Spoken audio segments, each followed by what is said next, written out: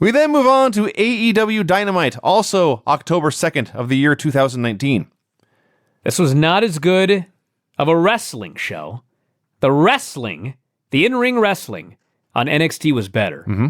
But like as a show, as a major league show, this was much better than NXT. It was a very good TV show, that's for sure. The moment they showed that building and all of the people in there, God, the afternoon of this show, there's all these threads on our board about how there's all these tickets available for like $4, and did these shows really sell out? And, you know, are there actually going to be 13,000 people in the building, or are there going to be like 7? They showed this building, and they announced 14,129. I don't think they lied about one fan.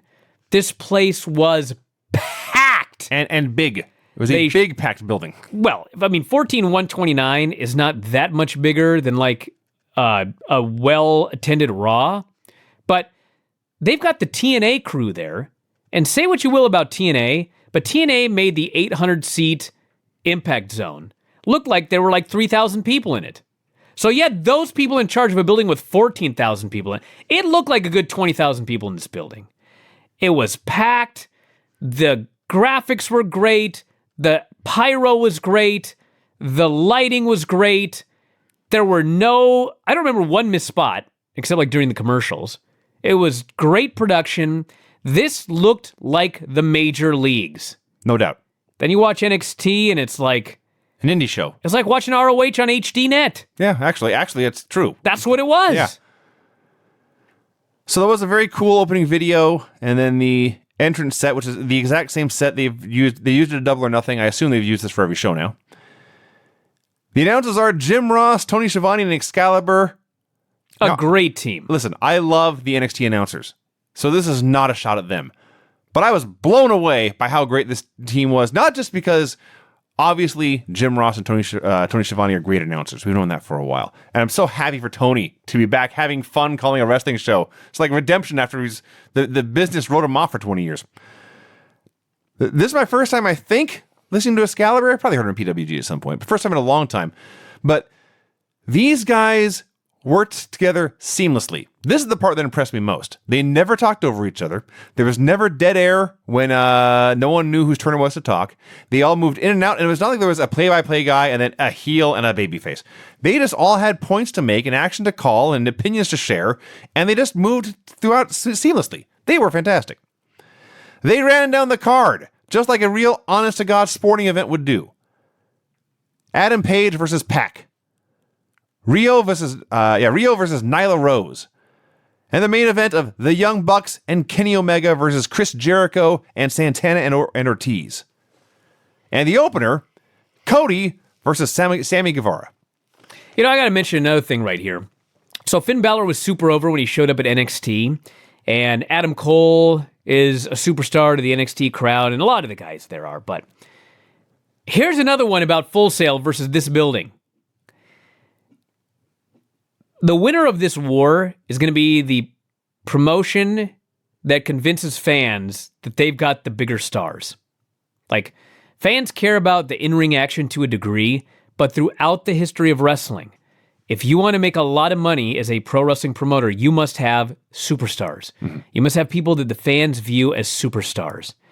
And no matter who they bring from the main roster to Full Sail, like everybody on the AEW show, they looked like bigger stars being in a 14,000 seat sold out building. Yes. Like how big a star can you look when you're in a tiny little building in the dark in front of 400 people? Don't know. That means something to fans. So we get a cool hype video for this one, introducing the two combatants and explaining all the training they did to get ready for this. I wish they'd done more of this on the show. I think this was the only one, really. And then they do their entrances, and I have seen Sammy Guevara before. I was at Double or Nothing, but let me tell you, watching him on TV, this is the best heel in the world, because he comes out, and the graphic reads, the best ever. Yeah, the announcer even goes, he calls himself the best ever. The best ever. Like, huh. And then he comes out in his stupid panda head costume. I could not wait for him to get his ass kicked. I was on the edge of my seat, waiting for him to be killed. Aubrey Edwards, a great ref, by the way.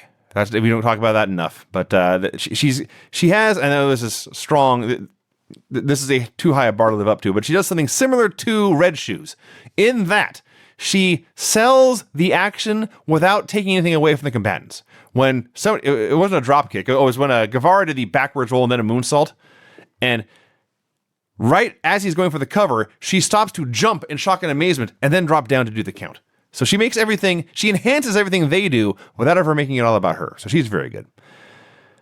The match was a 10-minute match, paced to go 10 minutes, that deserved to go 10 minutes. And as opposed to a lot of matches on a lot of shows, and I'm talking about NXT, I am talking about Raw and SmackDown a lot, I am talking about Ring of Honor. A lot of shows I watch, matches go really, really fast just to go really, really fast. They all feel like 10-minute matches squeezed into 3 minutes. This was a 10-minute match given 10 minutes to breathe. It was very, very good. The camera work is outstanding. I could see everything. They only used close-ups when not a lot was going on.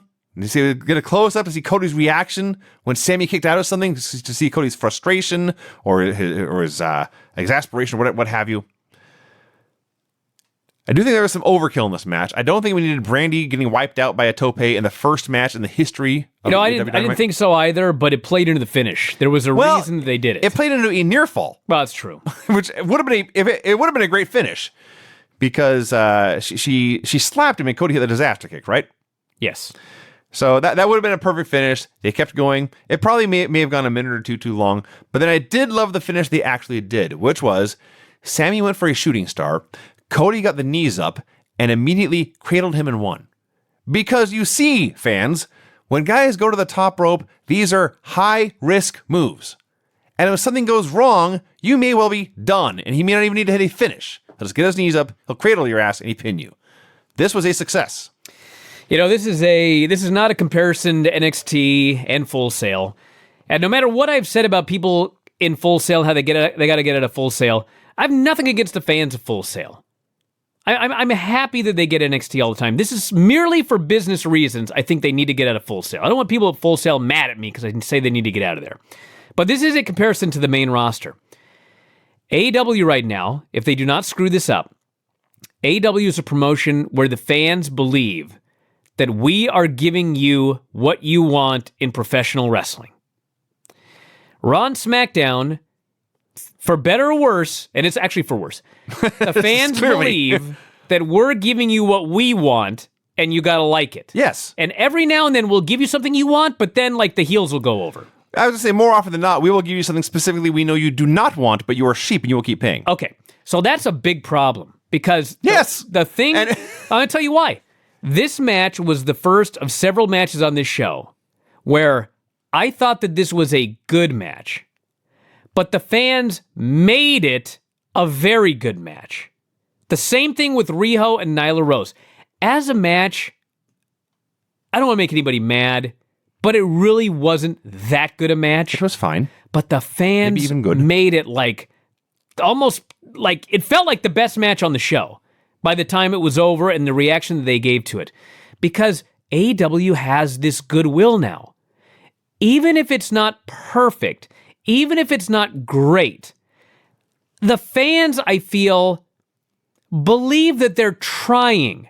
They're trying to give you what you want as a pro wrestling fan. Yes. So they're going to give them a lot of leeway. And they're going to get into matches more than probably they should get into these matches. But that's awesome. That's the point. And that's the point of pro wrestling. That's one of the big problems with the main roster is because they feel that the company doesn't care about them, that the company's going to do what they want to do and you just got to take it. You're going to get CM Punk chants when they don't like something. You're going to get all of these goofy chants. You're going to get your Pavlovian chants when a match is good, but you're also going to get the fans turning on matches and having people go, oh, these fans, I can't believe these fans. These fans are so bad. It's not the fans. It's the way you treat them. It's the way you treat the fans. Mm-hmm. And AEW is treating them right, and they need to continue to treat them right because you're going to get reactions like this for matches like this. Not a bad match at all. It was a good match. But boy, did they try to will that into being like a great match. So Tony goes to interview Cody, and of course he's probably known Cody literally all his life. And before they can even talk, they just have a big giant hug, and everyone cheers this. Then Sammy interrupts the interview. he wants to shake Cody's hand. Cody's reluctant, but he does. But then he is attacked from behind by the AEW World Champion Chris Jericho. And Jericho's stomping a mud hole in Cody, and everyone wants to see what Sammy's going to do, and Sammy just holds up his hands and walks away. It's not his battle. Yeah, and people were like, man, Cody was such a geek for shaking his hand. And I'm like, why? Sammy Guevara is a douchey sort of guy, but he didn't do anything in this match where when he offered a handshake after losing clean, you thought, well, he may be trying to screw this guy. There was no indication of that. So Cody wasn't a geek. The guy wanted a handshake. He beat him clean. And then Jericho beat him through the entire commercial break, which we could kind of sort of see. I didn't pay that much attention to it, but I gave credit to Jericho for doing his best to be entertaining when he just all he had was essentially a limp body to work with and couldn't do any audio. So he left the ring. He got a camera, came back to the shots. Took photos with the camera, yeah. Stuff. And then finally they come back and there's audio and he says, I'm Chris Jericho, and he leaves. I am the champion. Yes. Correct. I was not sure what to make of all in this. In his bubbly t-shirt.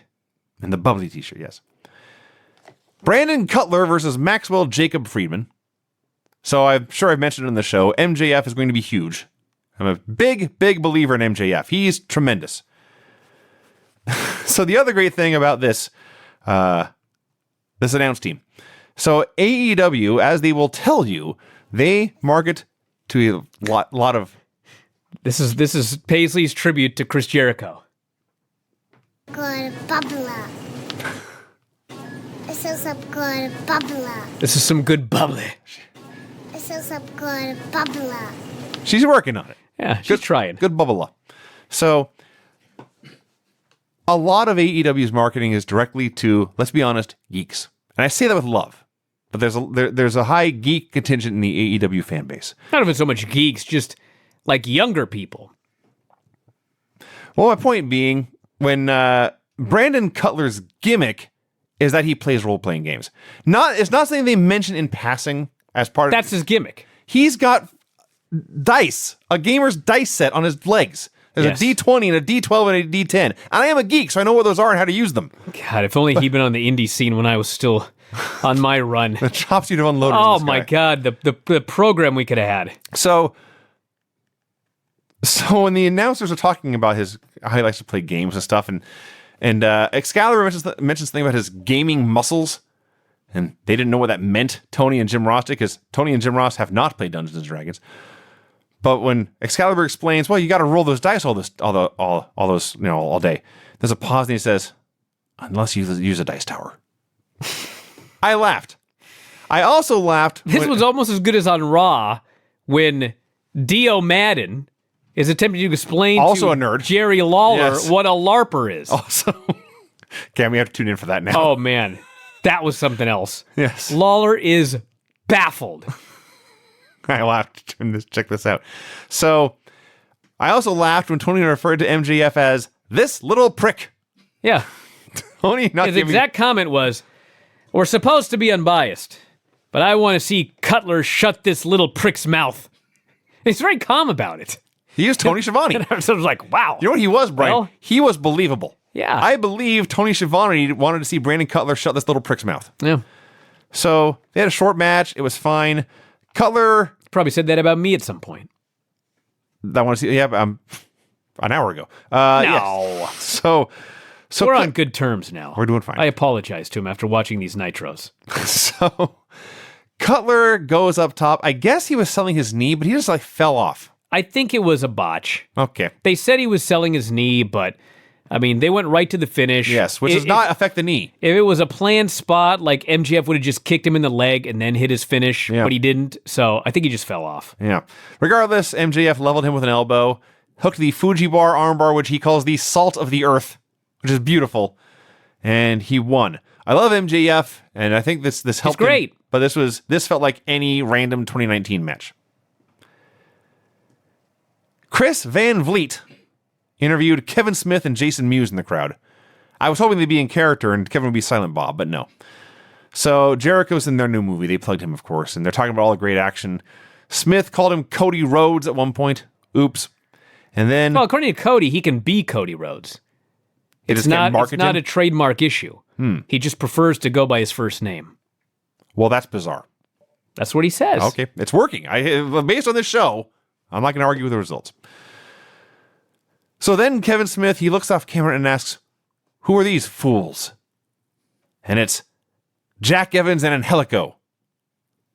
And I say this with love, they can be fools. They say Morris Day in the Time sucks, which is an inside joke, because again, it's geek culture, is part of what the show is.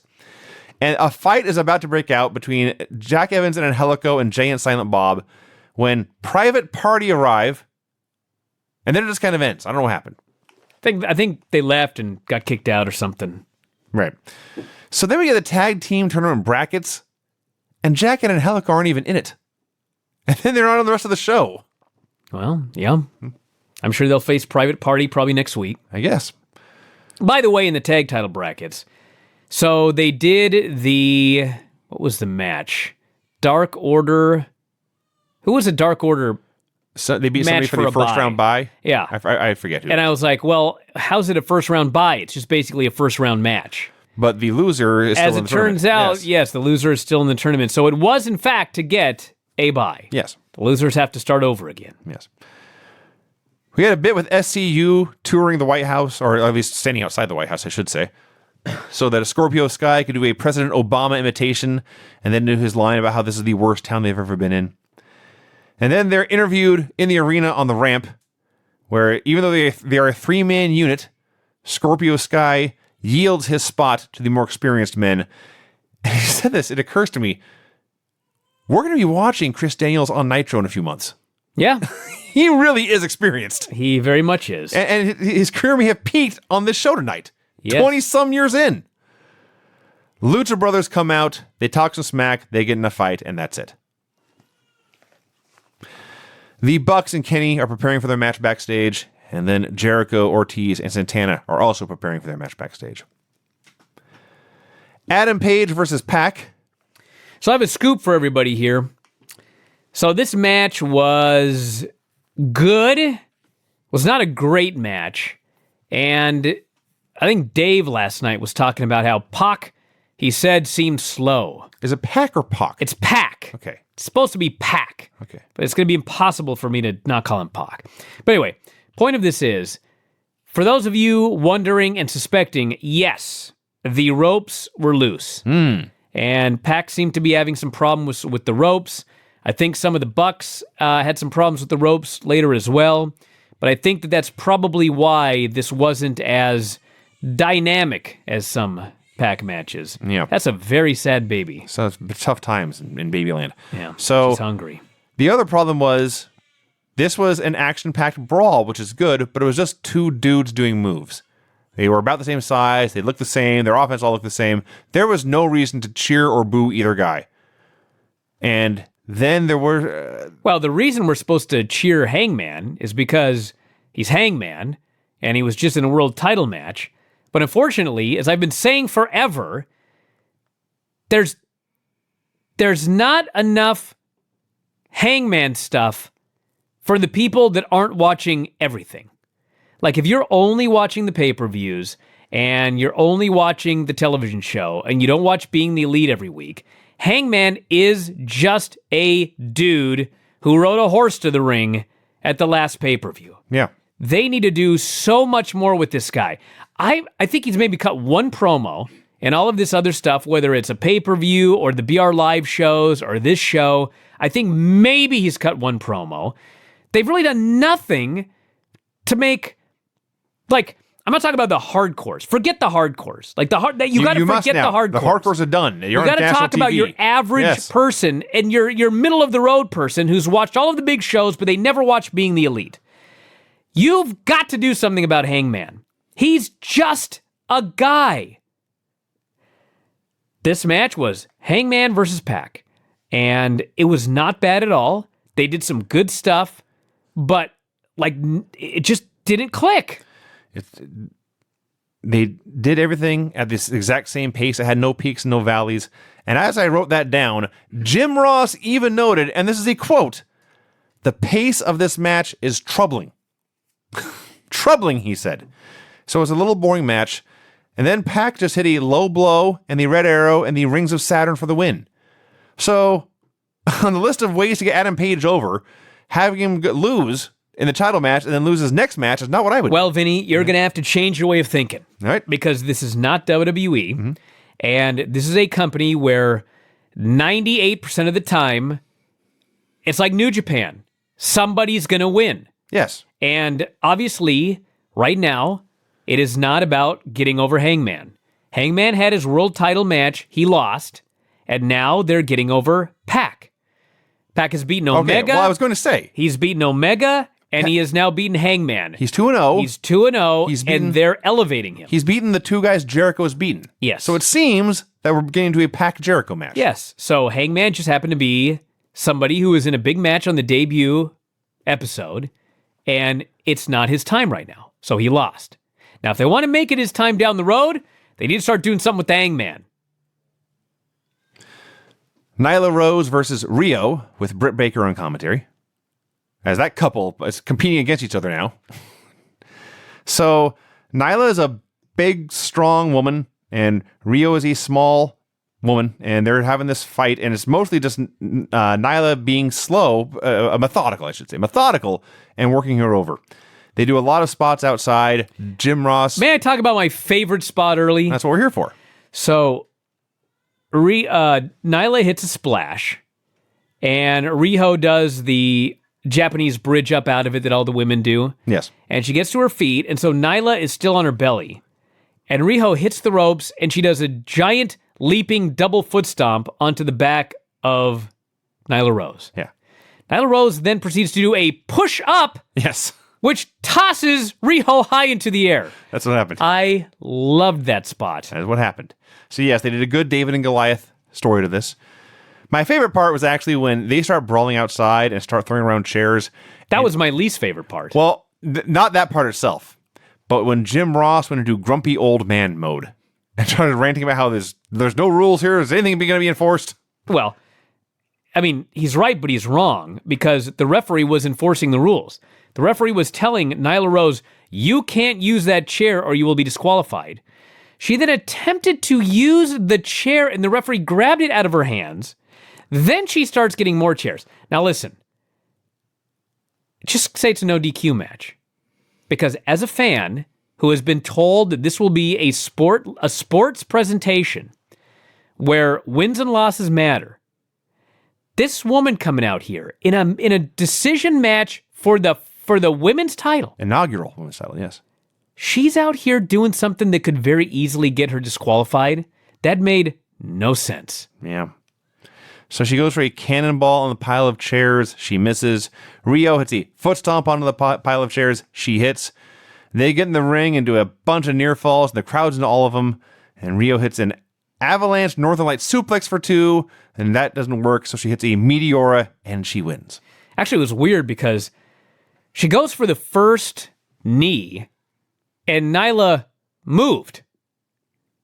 And so then she just did it again and hit her in the back of the head, and then did it again and hit her in the front and pinned her.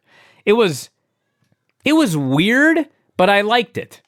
It was like, it felt, the idea was, we're trying to make this kind of real. She Yes. went for a knee and the girl moved, so she hit her with the second one and then another one and pinned her. Yes. Very Japanese style finish. And the fans, oh my God, when Riho got the pin, It was amazing. there's 14,000 people on their feet jumping up and down. Because this was a good TV match. It was fine. I've seen 1,000 matches like It this in my was life. not the match of the year. No. But if it was you, the match of the show. if you only watched the finish, like if you didn't see any of the match, if you tuned in right when Riho hit that knee and then got the pin, actually before that, there was a spot earlier where Nyla went for something and Riho cradled her, and the ref practically counted 3. And Nyla kicked out, and the fans were furious. They were so furious and angry at this referee for not saying it was a 3. If you would have tuned in right there and watched the next 2 minutes, you would have presumed, well, this was the female match of the year. It had to be. Look at these people. It wasn't even close. No. But dude, they loved this match. So Michael Nakazawa goes to interview Riho. Now this is, I assume, This is not like a big Japanese star. This is a guy AEW found to do comedy, right? Well, I mean, he's not a Nakamura or anything like that, but if you follow Japanese wrestling, you know who he is. Okay. Well, he's here to do comedy, clearly, because He's definitely a comedy. that part I figured out. So he is talking to Riho in English, which was odd in itself, and then he announces, "I will now interview her in Japanese." And then before he can, Nyla attacks. She goes to powerbomb him, and she doesn't quite get him up the first time, and he's going down, and she doesn't drop him. She doesn't lose control over him, but she can't get him back up, and she can't stop him from going down, and so she sets him down as gently as possible right on top of his head. I laughed and laughed and laughed, and then she is very strong, and she herked him up to the sky and powerbombed him. Yeah. And then she goes to give Riho the DVD and the apron when Kenny Omega saves. Huge reaction for Kenny. And then the main event. By the way, so it was made clear in the Tony Khan media scrum that they are not going to be doing Nyla Rose versus Kenny Omega. Okay. So I'm not really sure why they did this, but I'm glad they did because, with the exception of Cody, every time something bad happened to somebody on this show, somebody came out to help. They all have friends. Great. Friends are wonderful. I don't Friends care are so if nice. this never leads to anything. It just made me so happy to see a promotion where something bad happens to a babyface and another babyface comes out to make the save. Rey Mysterio is getting slaughtered by Brock Lesnar. Brock is slaughtering his son on Raw. Nobody comes out to make the save. Well, in their defense, it's Brock Lesnar. I let those guys die too. And then 5 minutes later, we start going to every babyface on the show having to start their interview going, "I just want to say how disgusted I was by what Brock Lesnar did to." I'm like, well, where were you then? They were cowards, Brian. So with one exception on this show, I mean, if this were a WWE show, everyone knows what happened. Nyla Rose would have won, then she would have beat up Riho, and nobody would have made the save. Instead, Riho won, Nyla went to beat her up, and a friend saved her. Hip hip hooray! Woo! So we get Kenny Omega and the Young Bucks versus Chris Jericho and Santana and Ortiz. And like a minute in, the Young Bucks hit dives, and Omega does his Terminator pose, and he's going to do a dive when Jon Moxley appears behind him. Same deal. How is this not a disqualification? Well, that is the problem. But I'll first talk about what I loved about this, which was the fans react to Moxley, and Omega reacts to the fans. Because he's not an idiot. He is not an idiot. He says, these fans are cheering way too loud for something I haven't done yet. And he's looking around. He knows something is up. And he turns around and Moxley kills him. Now, a great question you just asked, Brian. Why is this not a DQ? They fight and fight and fight. And they go, not backstage, they go through the bleachers to the VIP area, we were told. Where Omega is DDT'd through a glass table. I guess he's dead. Dude. Forget the glass. It's obviously not real glass. Of course not, but still. But dude, he got brain busted on his head on the ground. I watched this over and over again, and I was like, how are you not dead? Like, how are you not dead? You went straight up in the air, and you came down on your head, but your legs went the other way, and your neck, like your chin touched your navel. How are you not dead? I don't know. I guess he's not dead, but that was brutal. But yes. Now, the problem is they haven't, if this were my company, this would not have been on the first show. You would have done a match and something would have happened and you would have announced it's no DQ next week. Then fine, Moxley can come in and go after Kenny Omega and now it's a 2-on-3 match. Great. But in a normal 6-man with no stips, some dude coming in out of the crowd and killing Kenny Omega in front of the referee. In front of the referee. Destroying at the very him beginning. And leaving this a handicap match. I was like, this will not fly. This is very stupid. This is very stupid. So when I think they went to commercial at least, when they came back, the match is just going on. Giant thumbs down. That was stupid. All they had to do, by the way, was have the ref throw the match out and then have the Bucks say, no, wait. our friend got attacked, but we are still willing to fight. Sure. And you just restart it. That's Great. all you got to do. That would have made sense. But no, the match is going on 3-on-2. It's dumb. Once I got over that, it was a good little handicap match. Nick Jackson makes this incredible Nick's comeback. It's funny because he's making his comeback like running corner to corner and doing the bulldog clothesline spot. And I'm thinking he's stolen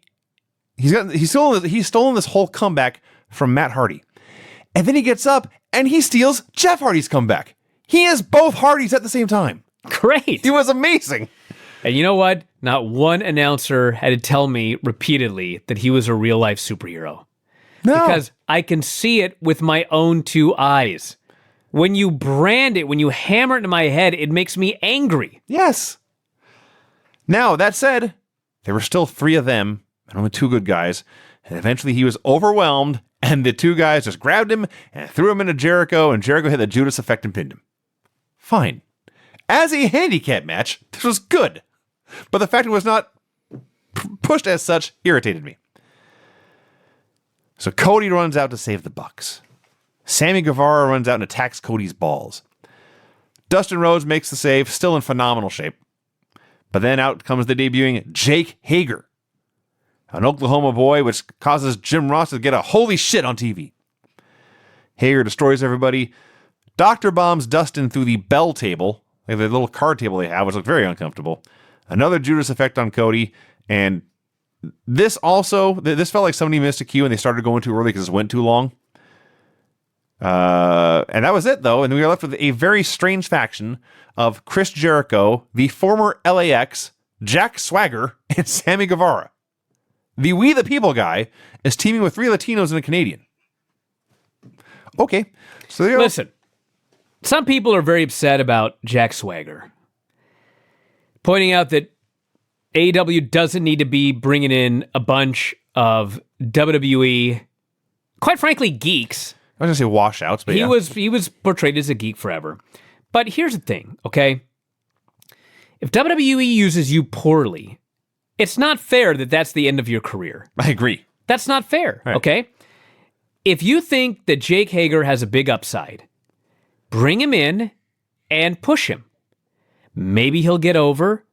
And if he doesn't, you move him down the card. But right now it appears that he is the 6'5" giant MMA heavy for Chris Jericho. This sounds fine with me. I'd like to see it. This On a similar note, like, I could be wrong, and the rest of you geeks can correct me if I'm wrong, okay? But since the Joker movie's coming out tomorrow, I seem to recall that when Heath Ledger was announced as the Joker, like, there were a lot of people that were like, Heath Ledger they were furious, right? Yes. Well, at least till tomorrow, at least, it's the greatest Joker ever. Pretty much, yeah. It's unbelievable. So he got a chance and he ran with it. And Jake Hager, like, yeah, I don't think they should bring in every guy that WWE has fired and not rehired at a period where they're rehiring everybody. But if you have a guy and you think he's got an upside, bring him in and go for it. And as much as it is still a weird faction, but when you look at the pieces, you have a top guy and a mouthpiece in Jericho, you have a tag team, you have a cruiserweight, and you got the muscle. So everyone Great. has a role here. Yeah, this is it fits. As weird as this combo is, it does fit and make sense. Not to mention, it's AEW and it's their audience. And nobody rejected this. They popped huge when he came in. They chanted, "We the people." They're gonna give it a chance. So give it a chance. Yes.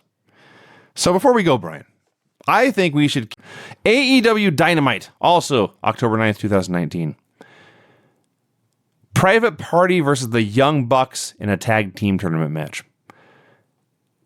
Again, the opener in AEW is a cool video that they need to do more of throughout the show. So there's a simple story to this match, beyond just it's a tag team tournament match. The Young Bucks have been wrestling around the country and signing talent around the country. In storyline, they are vice presidents in the company who also compete. So they did a match with Private Party somewhere. They were very impressed. They offered Private Party a deal. Obviously, Private Party accepted. So now, Private Party in this tournament, they don't just have a chance to compete, but they must compete against the very team that signed them. Great! So, this gimmick is awesome. It's, kind guys having a private party. They have their own doorman who checks their ID. They have their own velvet rope. He lets them in. I believe they are introduced as weighing in at 24 ounces of vodka cran. Yes. Fantastic. It's just fantastic. So they do this match, and it's the Young Bucks who, they noted, I think Nick just turned 30. Yes. The Young Bucks are not that young anymore. No. And we've gotten to the point now where there's a lot of wrestlers who got their start, but they basically grew up watching the Young Bucks. So we got a chance to watch the Young Bucks essentially wrestle their own clones here. They wrestled a very similar style. They kept up with everything. This was the opposite of Call It in the Ring for the most part. They did, I shouldn't say that. Usually you'll see a match like this, they'll do 5 minutes of wrestling and then bunch out 10,000 crazy high spots.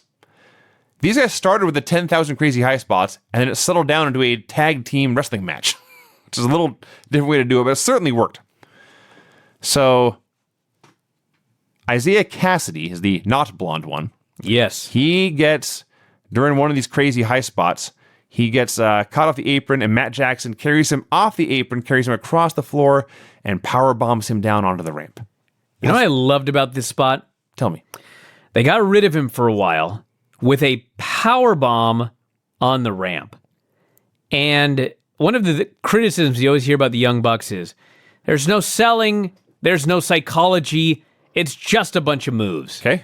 This dude gets power bombed on the ramp, and he comes back in the ring, and I can't remember what spot he did, His very first spot. but he grabs his back. Eventually, he gets the hot tag.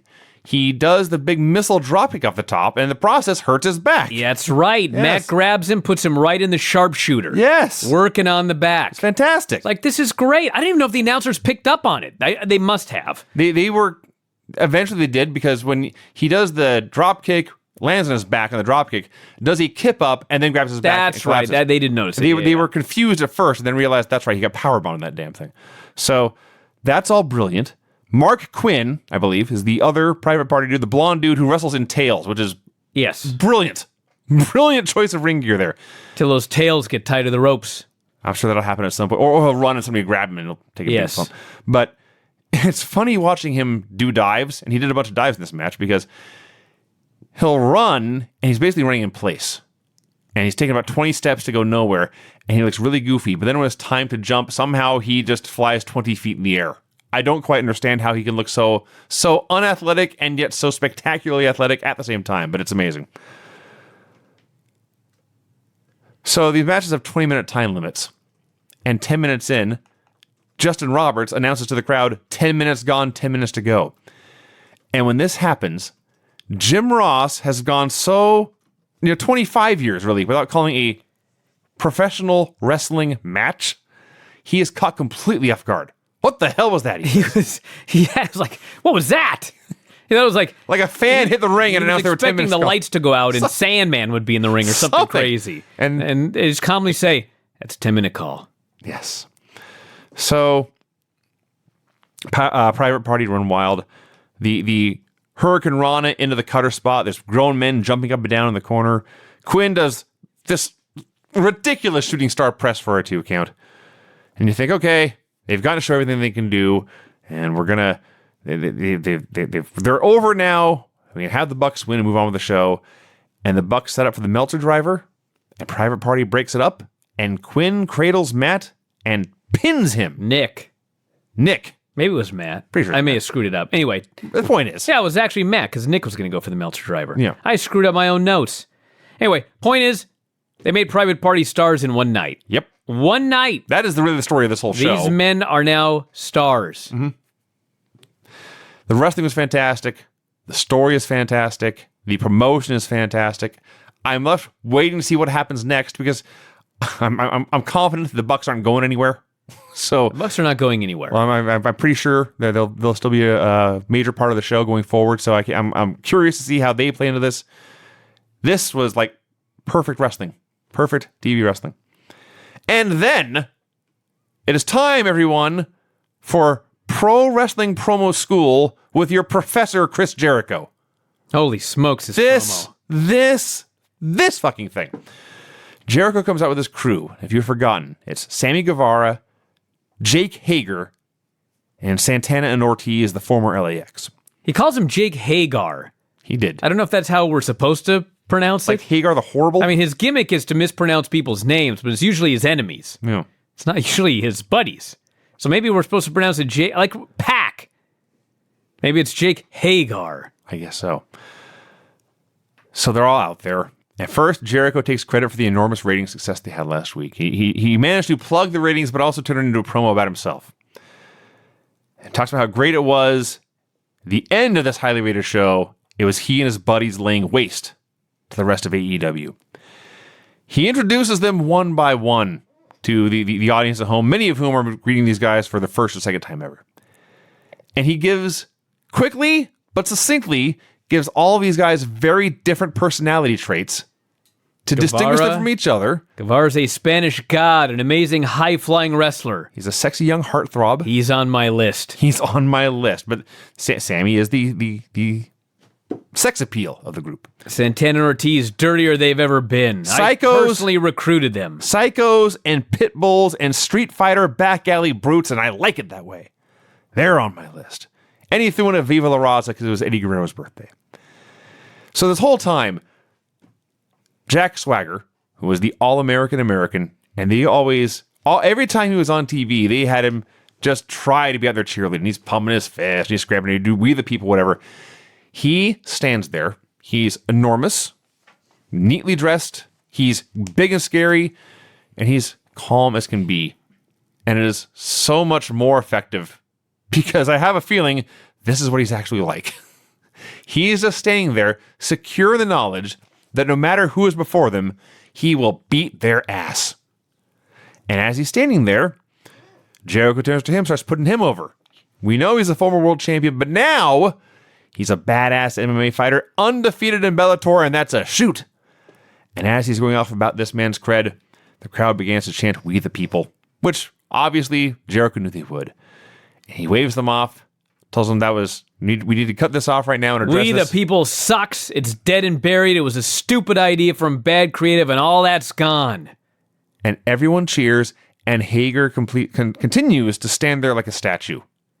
Gold. This is just gold. A perfect crew. I think last week I was a little unsure of it. I've turned the corner. This crew is a perfect pro wrestling faction. They are the inner circle. Mm-hmm. He buries Cody. Cody, you were born with a silver spoon in your mouth. I don't like you. I don't like your family. Your dad was a jerk. Your brother's a moron. And November 9th at Full Gear, I'm going to beat the shit out of you. He was so happy to say shit on national television. He was overjoyed. He was like, who loved to say the word ass? Vince. Oh, somebody else. Hogan. Hogan learned he could say ass on right. TV. Hogan, yeah. He was overjoyed. Yeah, Jericho, he never saw a guy so happy to be able to say shit on TV. So here's the story with Jack Swagger. Apparently, like a decade ago, Jericho wanted Jack Swagger to be his bodyguard. All right. And he presented it to Vince, and Vince just said no. And so 10 years later, he's finally got the opportunity. That's fantastic. And he doesn't want this. This must be the Bellator Jake Hagar. This cannot be WWE Jack Swagger. Absolutely not. If it's WWE Jack Swagger, it's if he just comes out not in gonna stars work. and stripes. But he apparently feels that he can get this guy over. Mm-hmm. When I look at the list of things that Jericho has gotten over in his career, I'm pretty sure he can get Jake Hagar over. He's got more to work with Jake Hagar than he ever did with a list. A piece of paper on a clipboard. A blinking jacket. The jacket, that's right. The missing belt. A scarf. Bubbly. Bubbly. Yes, Jake Hagar has a lot of tools to work with. And anyway, yeah, this is like the best promo of Chris Jericho's career. And think of the ground that covers. So this show's on absolute fire so far. Jimmy Havoc versus Darby Allin in a top contenders match for no good reason. I don't know why this is a top contenders match. And well, listen, everybody. Mm-hmm. They announced weeks ago when they put tickets on sale that next week Chris Jericho is going to defend the title. Aha. They needed to find You got to have a contender. You gotta have somebody to fight him. Now, obviously, Pac should be the number one contender. Yes, as we would get to. Okay. Yeah. And he even admits that, or he does an interview, he does commentary and brings it up. And even Jim Ross is like, I have no idea why I'm not the number one contender. So, Jimmy Havoc and Darby Allin have wins. And so, for whatever reason, they were granted a number one contendership match. If you want to say this is stupid, go for it. Because it actually doesn't make any sense. No. But here's the thing, because people are getting hung up on this wins and losses thing, okay? I'm not a sports fan, but I've got a brain, okay? Mm-hmm. So I'll just take UFC, for example, because it's a combat sport. If you're a guy and you go into the UFC and let's just say you're like super charismatic and you can cut a great promo, so you can lose 6 in a row and they don't cut you, okay? Sure. So you lose 6 in a row, but then whatever, you get a new camp, you do whatever, all of a sudden you get like 3 straight wins and the last 2 are over really big names. Okay? You're now 6-3. You've got a losing record. Mm-hmm. But you just beat 3 people, 2 of whom are big stars. Sure. You can get a title match off that. Yes. That's what I think they're doing here. Yes, they're going to have win-loss records where it'll say, for example, oh, this guy is 24-36 or whatever. Okay. But you can't look at the overall 24-36. What has this person done for me lately? Exactly. If these 2 guys got big wins on AEW Dark, if they got big wins on pay-per-view, then fine. You can put them together in a number one contenders match. It doesn't bother me, okay? This is not like WWE where, Jinder Mahal literally loses every single solitary match, and then years. He's the champion. Yes, that was dumb. That's stupid, okay? Mm-hmm. I don't really like that these 2 guys were number one contenders, because really they didn't get big wins over anybody big. I didn't know they had wins until you just told me. But they're not on losing streaks getting this. Clearly not. I realize this is low praise, okay? Mm-hmm. But they needed something for next week. Maybe they shouldn't have announced a Jericho match. I don't know. But hey, they did a number one contenders match. Darby Allin won. And you know what? I'm at least confident that next week Darby Allin's going to actually get a championship match. That's a good point. I would not necessarily be confident if this were WWE. No, he'd be attacked in the opener or something. In fact, Brian, they showed... They didn't. If they showed the wins, I missed it. But they did show Darby going to a draw against Cody at Fyter Fest. So I guess that's a big deal. I suppose. Cody couldn't beat the guy. Wasn't a win, but he had that. So all of this said, it is an important match, and I realize for both guys, the most eyeballs you've ever had on you, you want to make a name for yourself. There is no need to take a suplex from the apron to the floor on a random Wednesday night that no one's going to remember in a month. Well, the reality is they're young guys. Mm-hmm. Darby Allin is out of his mind, and they couldn't use weapons. And so that's also true. That's what they came up with. When I heard this match was happening on network TV, I wondered what they were going to do.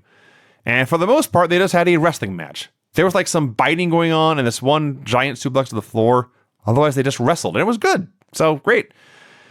I will say, it was not Bray Wyatt kicking out of a dozen curb stomps or whatever it was, but when Jimmy Havoc had a sleeper suplex and a DVD into the turnbuckles and a double underhook, the J Driller, these moves, and none of them were the finish, that may have been overkill. And then Darby just hit a wacky stunner variant, hit the coffin drop, and he won. Yeah. His comeback was 2 moves. This is the Randy Savage comeback, man. It was a Randy Savage match. Yeah. Kind of. It really was, just with 2019 moves. Yes. But anyway, it was good. It just left me a little confused. B. Priestley and I believe it's Sakura versus Britt Baker and Rio. Sure. So I know I talked before about how great this commentary team is. Excalibur says Sakura is a legend. And Jim Ross cuts him off and just asks him, not rudely, but asks him, tell me and tell the viewers why she's a legend. And he talks about how as many years she's been wrestling and all the training she's done, all the championships she's won. And JR's like, good, thank you. So this is a very weird match because this felt like an incredible partners match in Mexico where each team, or at least the one team, B. Priestley and Sakura, appeared to have a heel and a babyface working together on the same team. Sakura does the Freddie Mercury gimmick. She's doing the "We Will Rock You" stomps and trying to get the fans to chant with her and everything. And Priestley's just a mean, nasty girl who's always constantly brawling with Britt Baker and trying to get her on the floor. It was very confusing at parts. I also liked in this match, back to the commentary, I believe it was Sakura who did a Vader bomb. And Excalibur called it this. And Tony Schiavone says, "Is that what they call that now? A Vader bomb? That is so cool." Tony Schiavone's having the time of his life calling it AEW. It's awesome. So eventually... That's what they call that now. Yes, Tony, since 1996, I believe. Yeah. Called it the Vader bomb. Probably earlier. He didn't call Vader matches after that. No. So Britt taps out Sakura with the crossface with an added mandible claw. And Jim Ross falls out of his chair. He actually says, this is a quote, "A real dentist is using a real mandible claw. What the hell is happening?" Yeah. Because things make sense, which for Jim Ross is hard to comprehend. Apparently it is. Because he's so used It's been many rough years calling pro wrestling around the world. Yes. So Priestley and Baker brawl more. It wasn't a bad match, but it was weird and clunky and awkward.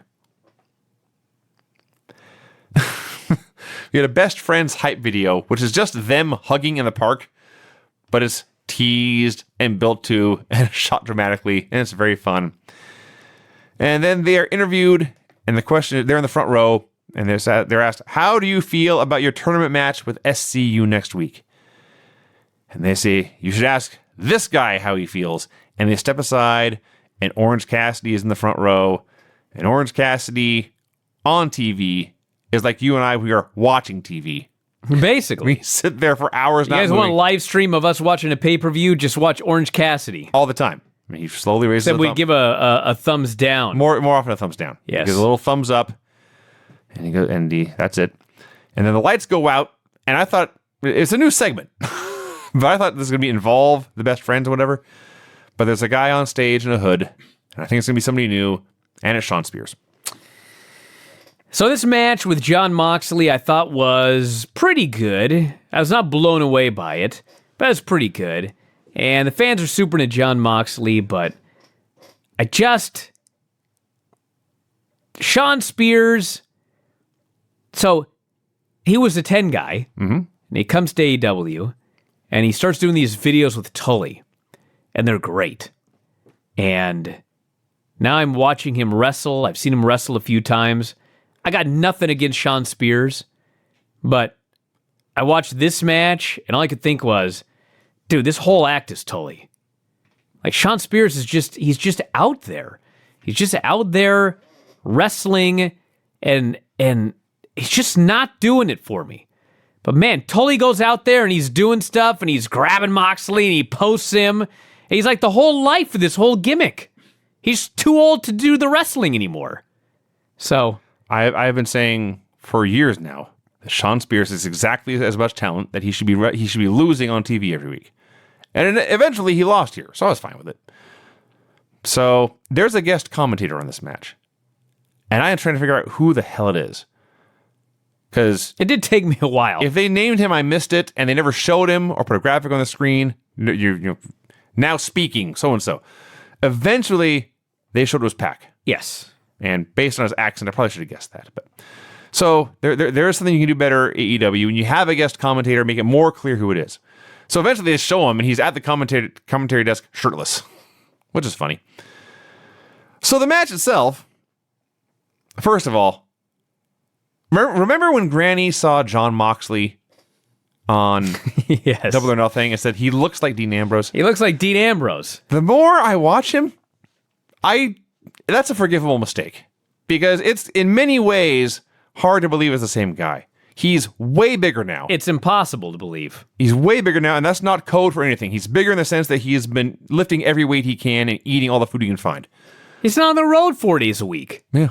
He's got plenty of time to work out, eat right, get in shape. So the place is just going absolutely nuts for him. The match is just a big giant brawl with Tully involved all over the place. And Moxley in this match reminded me very much of Stan Hansen, in that when he was selling, he'd sell for you. He'd put over all your stuff. But then when it was his turn, you better be prepared to work because he's coming at you, and he's not. The intensity and the pressure he's putting on you at all times is inescapable. So they had a very, very fun brawl. Pac noted that not only is he undefeated in AEW, all over the world, he has been pinned once in the last 2 years. And yet here he is relegated to the commentary booth. A fine point. He was doing great. So, eventually, Spears, who is still doing the 10 gimmick... Oh, this has got to end. Fortunately, it led directly into the finish, and his finisher got stuffed. He went for a DVD, and Mox turned it into Dirty Deeds for the win. This is also a very good match. You know what is so amazing about this stupid 10 deal that he did?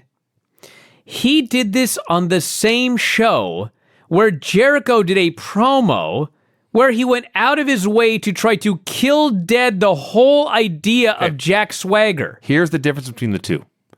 Jack Swagger and We the People were stuff that WWE Creative thought of and gave to Jake Hagar and told him to go on TV and do.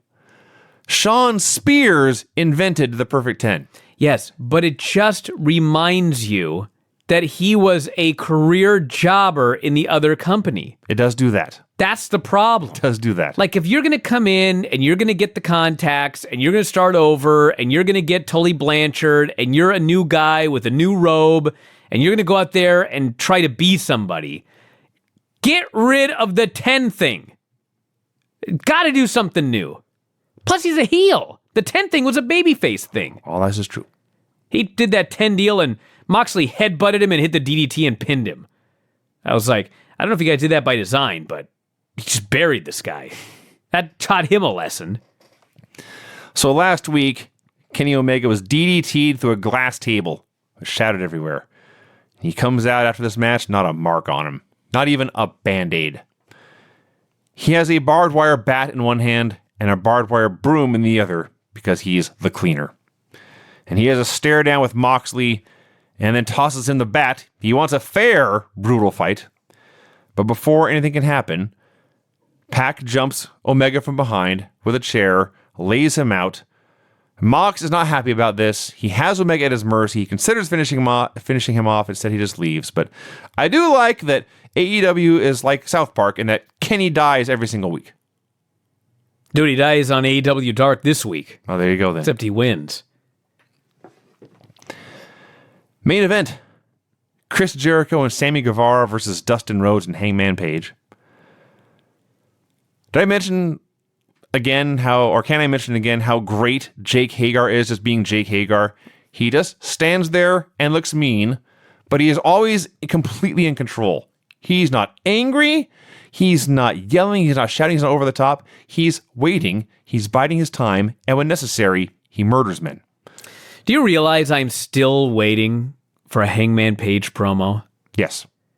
The Hangman in Hangman Page is all about my own hang-ups with this character. He was the fourth most over guy in this match.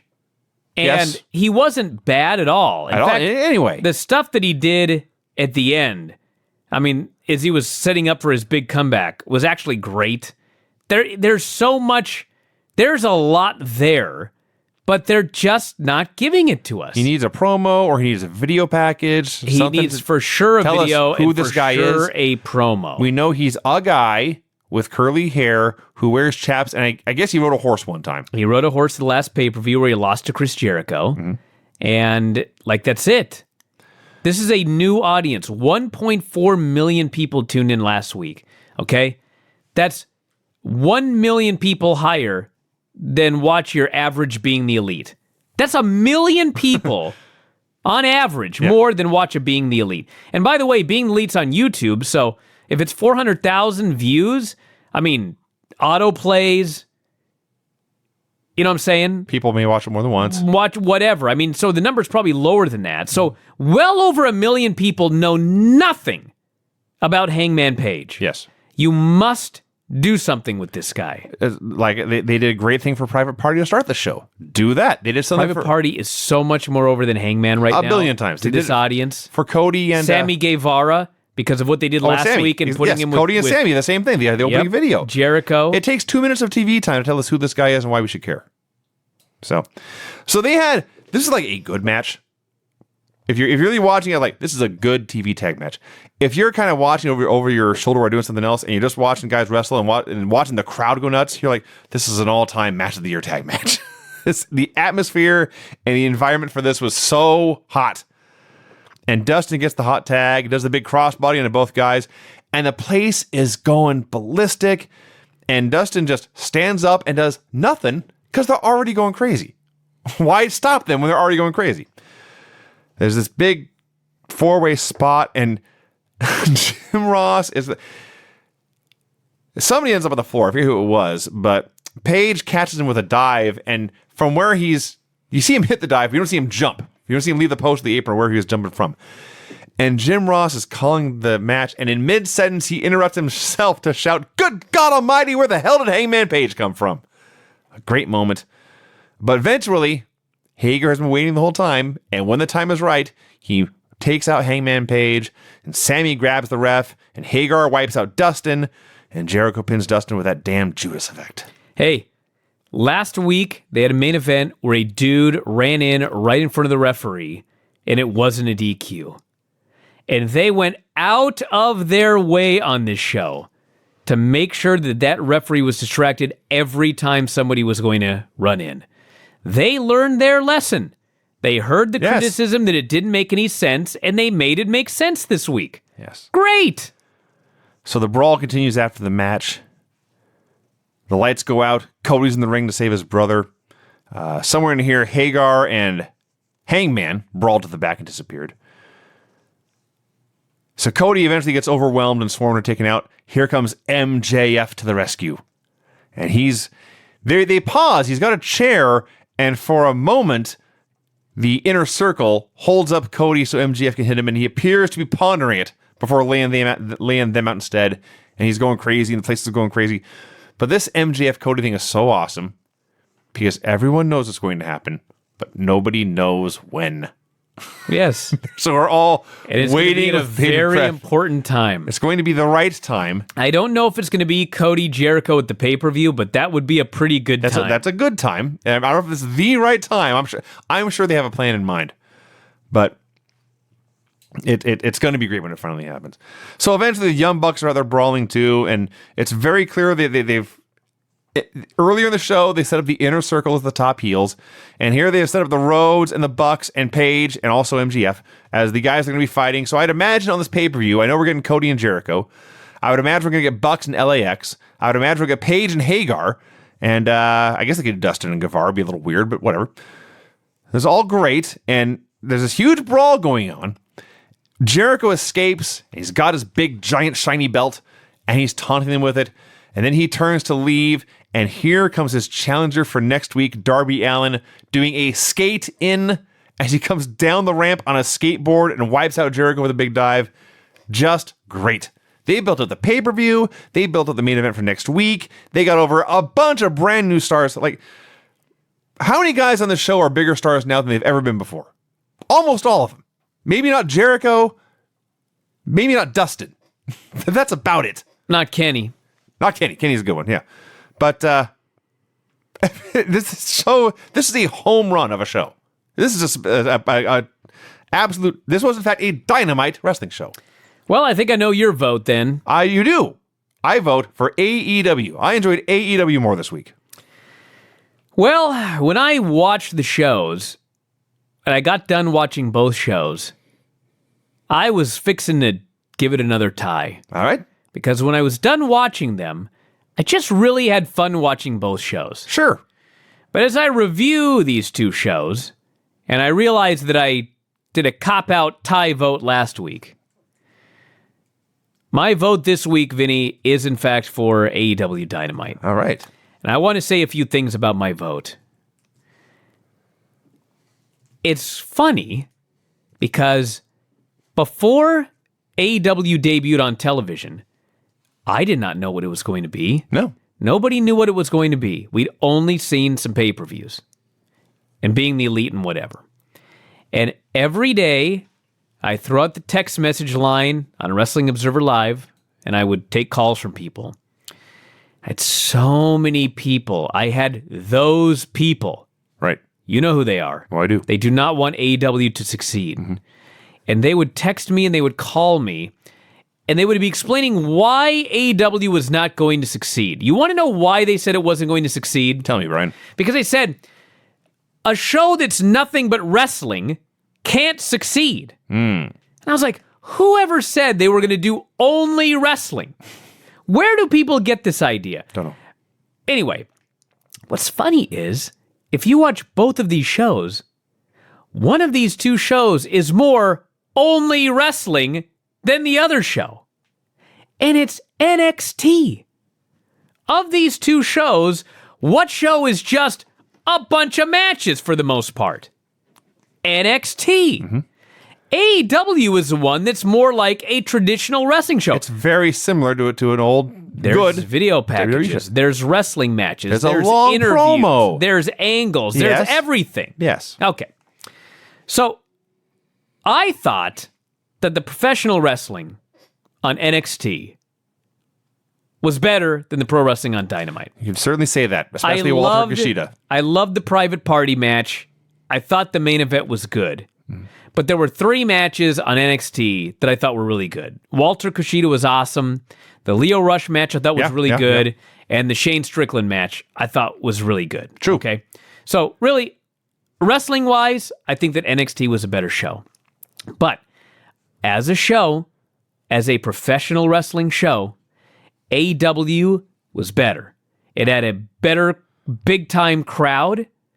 It had better angles. This show made a team. Private Party is now a thing. Yeah. Because of one match on this show. They set up a bunch of matches for the pay-per-view in the final segment and for upcoming weeks of television. They set up like 4 different things that I could come up with in that final segment. The Jericho promo was one of the best promos on, I guess, a quote, main roster show of the year. I mean, it was great. He got over a bunch of different people. He got over LAX. He got over the whole crew. They made Jake Hagar. They're already starting to get that guy over. That was the better show. NXT, here's the difference. NXT, when it was done, I thought, that was a really fun show. It was. When AEW was over, I thought, that was a really fun show, and I can't wait to see what happens next. It was a really fun and effective show. Yes. That's what it was. Yeah. So there you go, everybody. We're not burying either show. They were both good shows.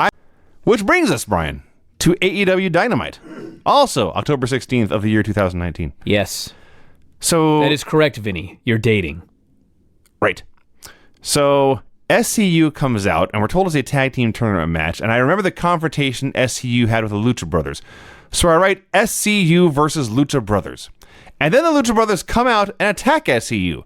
And I think the match has started. And then it turns out this is not the match. This is just an attack, and that whole confrontation was random. So I can only assume that they've now spoiled their own tournament, and SCU and Lucha Brothers will be the finals. So what happens here, it's Daniels and Kazarian coming out, as Scorpio Sky had promised in his promo. He'd to step aside and let the more experienced guys work. And as this beating is going on, Pentagon Jr., and they do call him Pentagon Jr. here, not Penta L0M. Pentagon Jr. grabs Chris Daniels, hits a package pile driver on the ramp. Yes. I was watching this. By the time I got to turn it on, more than 12 hours had passed. So had Chris Daniels died here, I certainly would have heard about it. But I thought he was dead. Well, Vinny, funny you should mention that. Years ago, there was an Undertaker-Hulk Hogan match. And the Undertaker is going to give Hulk Hogan a tombstone. In my brain, I remember it being outside, but it may have been in the ring on the chair. It doesn't matter. But the point is, Hogan's head is like 6 inches away from the mat. And they shot it at the exact wrong angle so that you could see that his head was nowhere near the mat. Hogan, by the way, then claimed that he had a neck injury as a result of this tombstone, and The Undertaker felt bad for years. Can you imagine? Anyway, so I'm watching this here, and Penta gone, lifts him up, and the camera is shooting right into Pentagon's crotch, where Chris Daniels' head is. That is a literal description of what was going on. Okay. Yes. Yeah. So, like, if I'm the director, that's the last shot you want. Get a little bit of an angle, this way, that way, because Daniels' head, you don't want it to hit the ground. And the angle that they had, if it doesn't hit the ramp, you're going to see it. Mm-hmm. So I'm like, wrong angle, dude. Then he hits him. I'm like, is he dead? His head looked like it went through the ramp. Yeah. So I also thought I'd have heard by now if Chris Daniels was dead. So as a journalist, I had to investigate whether Chris Daniels was dead. So the answer that I got was Chris Daniels is not dead. Oh, good. Chris Daniels is fine, Even better. but his head did smash into the ramp. Now, how he was okay after that, I have no earthly idea. But yes, his head smashed into the metal ramp, but he was fine. But boy, did it look brutal. So this is one where if I'm in charge of this company, and obviously I am not, if I am watching this on the monitor backstage and I see a package pile driver on the ramp, first of all, if they had come to me beforehand, I would say, no, you're not doing a package pile driver on the ramp. If I see this, I'm outraged. I am furious. I order the guys never do another package pile driver on the ramp. You gotta understand, it's not just that Daniels is falling head first towards the ground. His hands are bound because the package pile driver. He was helpless. Yes. I mean, you're not supposed to hit your head. Even, I'm sure the idea was that it will only look like he's hitting his head. But all I could think was, what if it had gone wrong? It kind of did. What if it had gone really wrong? Well, yes, that's a concern. And there's more of this to come. There was some insane shit on Dynamite this week. Hey, listen, at least when they package pile drove him on the ramp, they brought out a stretcher, a neck brace, doctors, and he was never seen again. The executive vice president, Young Bucks, and their friend Shima run out to make sure he's still alive and see if they can prevent a fatality on their television show. So yes, the Lucha Brothers are chased off. Scorpio Sky chases them away. They played up this injury. And by the way, this is the first thing on the show. We're 2 minutes in, and they're doing this heavy injury angle. So Daniels is eventually put on the backboard and taken away. Referee is about to call off the match, and Scorpio Sky says, no, let me take his place. The ref says, all right. So Scorpio is not dressed to wrestle, which plays into this. He has his fanny pack. He gets out his tape. He's taping up his wrists to go wrestle in his jeans and sneakers. And then the match is SCU versus Best Friends. Yeah. So now, Tournament match. Oh, it's a tournament match, but why did the Lucha Brothers even attack them here? Because they're trying to take out every single team. Well, that's a good reason. All right. But I was just confused as to what the match was for a long time. So the match begins, and one thing AEW needs to work on, they did a ton of tag matches on the show, and all of them, tags mattered sometimes. Oh, this tag thing is weird. Like, dudes can be anywhere in the world and get a tag. We saw guys make tags when both members of the team were on the apron.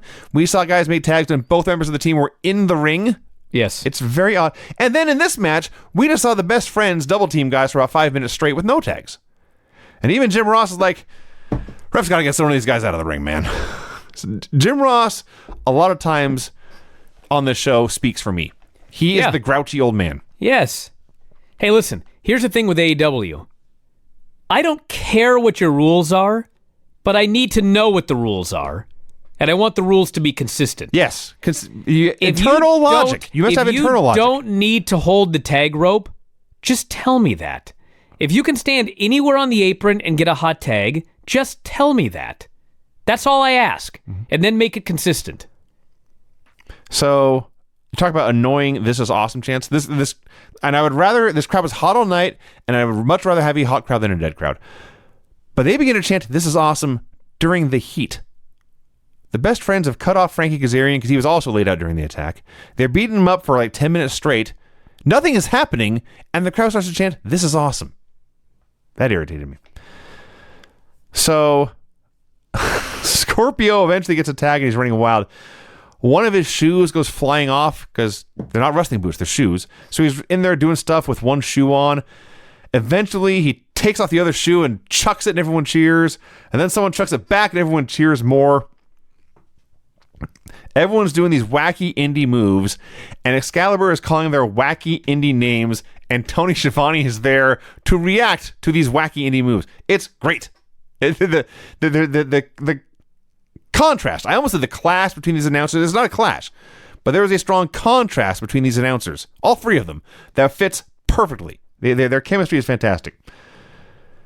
And eventually, SCU botch a powerbomb dropkick combo, but it was the win.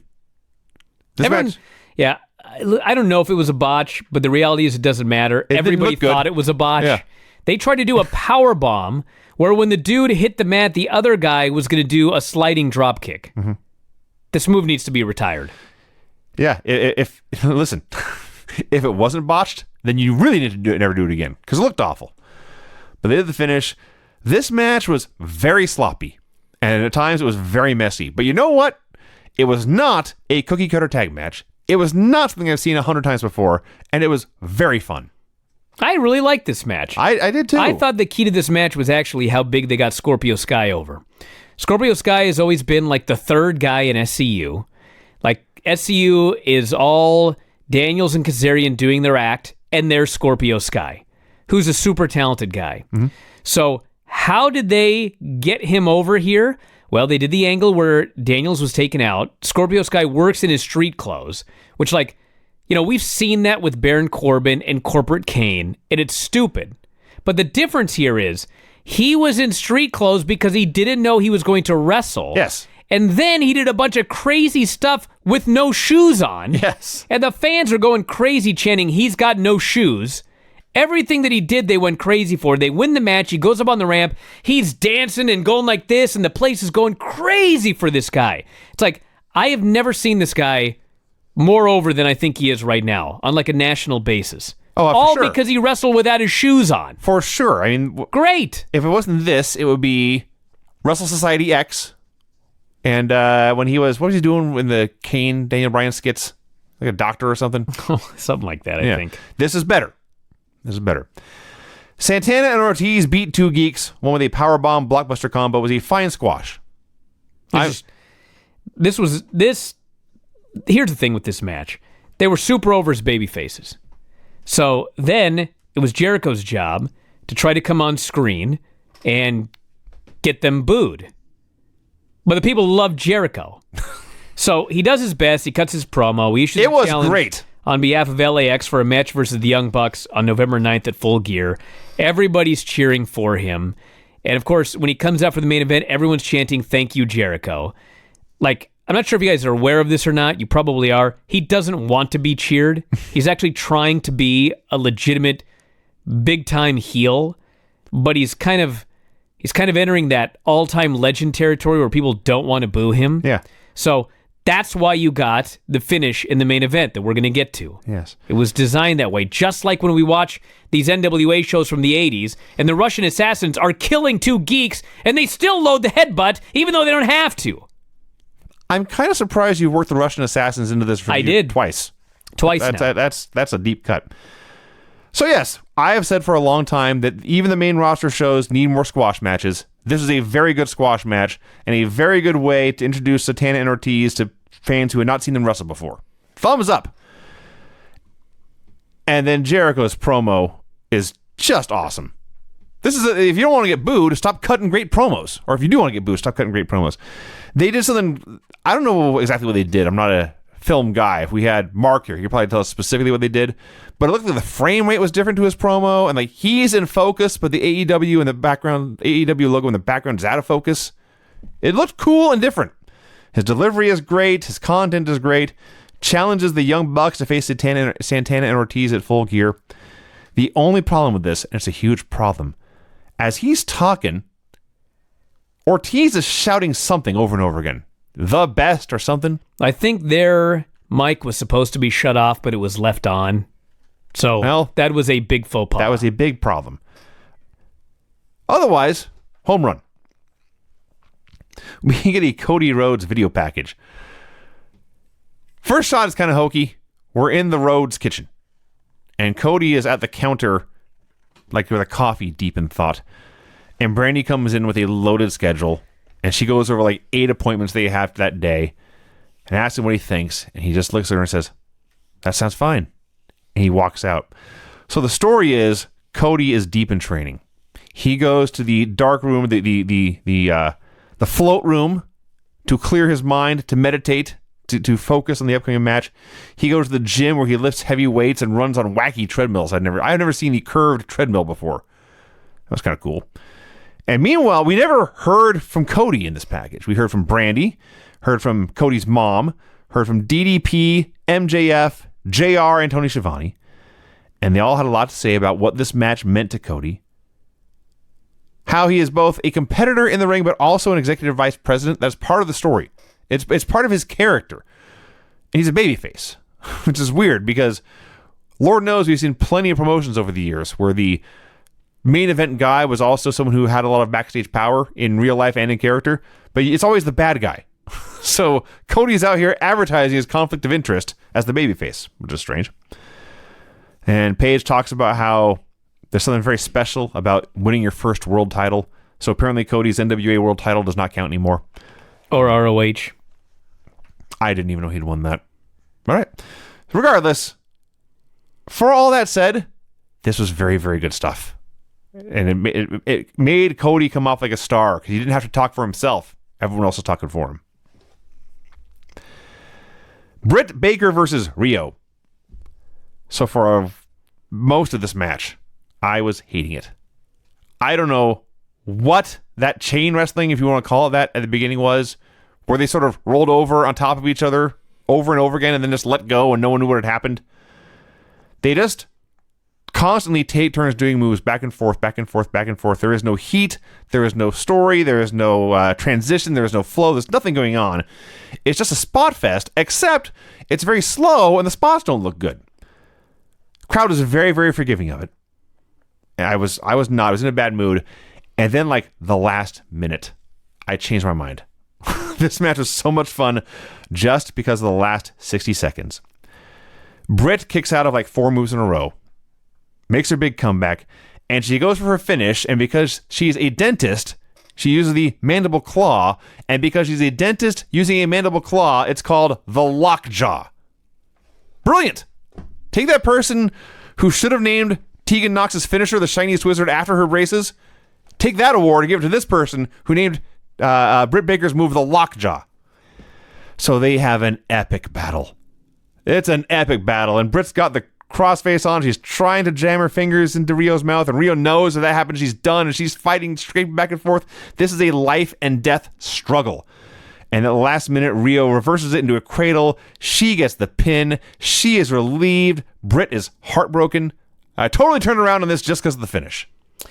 Well, this match started out with a dead crowd. And the crowd, I'll give them this, 5 years ago, 10 years ago, they would have been rude. But they were not rude. No. They just politely sat there. They weren't into it, but they just let them do their thing. So I actually rewrote my notes halfway through this match because I had been writing about how dead this crowd was and how nobody cared. And all of a sudden I had to go back and rewrite it. They were dead at the beginning, and then I don't know how, okay? Riho is fine. She's no Kairi Sane. She's no Io Shirai. She's no Asuka, okay? But something about her, these fans love. And she started her comeback, and all of a sudden, for no good reason, everybody cared. And she made her big comeback, and they did their near falls, and they did their finish. And when she cradled Britt Baker, this place went crazy. This was exactly like the match where she won the title, where the match is not very good, the fans don't care, but next thing you know, she's making her comeback, and then she wins the title, and the place comes unglued. 2 times in a row she's done this with someone who is green. Britt Baker has been in the business since 2016. She did all indies up until she got signed by AEW. And if you've ever been on the indie scene, especially a female on the indie scene. Yes. You're not doing 4 matches a weekend. I mean, I don't know how many matches she's had, but it's probably between like 50 and 150.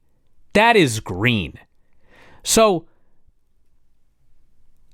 I just don't know what Riho has, but she's got something. And she managed to make this into like an exciting match there by the end. Now, the downside is they really want to do something with Britt Baker. But now that all of these people are signed to AEW deals and TV has started, like everyone's been pulled from the indies. How in the world do you improve with 1 show a week? That's a fair question. Do you know how long that's going to take? Like, I hope they've got some plan for house shows or getting some of these people out to work events here and there, because Britt has a long way to go if they want her to be like a big-time star in the division, work-wise. And it's going to be decades working 1 show a week. I say this from experience. The Lucha Brothers in a tag team tournament match facing the Jurassic Express. And they used that team name even though Luchasaurus got hurt. And Marco Stunt took his place. Yes. From a dinosaur to a single-cell amoeba. Basically. So, a lot of people had very strong opinions about this match. I'll get into that. Don't worry. All I know is that I could not look away for 1 second. I was struggling to take notes, not because I had nothing to say, because I didn't want to take my eyes off the screen. For a lot of reasons, but mostly these Lucha Brothers. Is there any way, Brian, to like siphon off and bottle some of their excess charisma that they are not using and redistribute it to some of the more boring, bland, pointless wrestlers we see around the world? I wish I could say yes. It would be a better because business. they have so much more charisma than they need. They're unbelievably awesome. Of course, very physically talented. And they're masked. And they're masked and face painted. Yes. And covered head to toe, really. They're unbelievably great. So, Aubrey is a fantastic referee. She is taking none of Pentagon Zero's shit. Pentagon Jr. shit. So they're doing this, and they're squashing these little fuckers. It's fine. And they go to commercial break. And they're doing the picture-in-picture commercial break, but I still skip these. It's if you can't hear the match, seeing little clips in a small window is not worth it. And you know for sure they're not going to do the finish or anything important during the commercial anyway. So I start to skip. But as I'm skipping, I say, wait, did I see what I think I saw? And I went back and rewound during the commercial. Now, I know Marco Stunt is the smallest wrestler you're ever going to see in a main roster anywhere. He is very, very short, and he is also very, very skinny.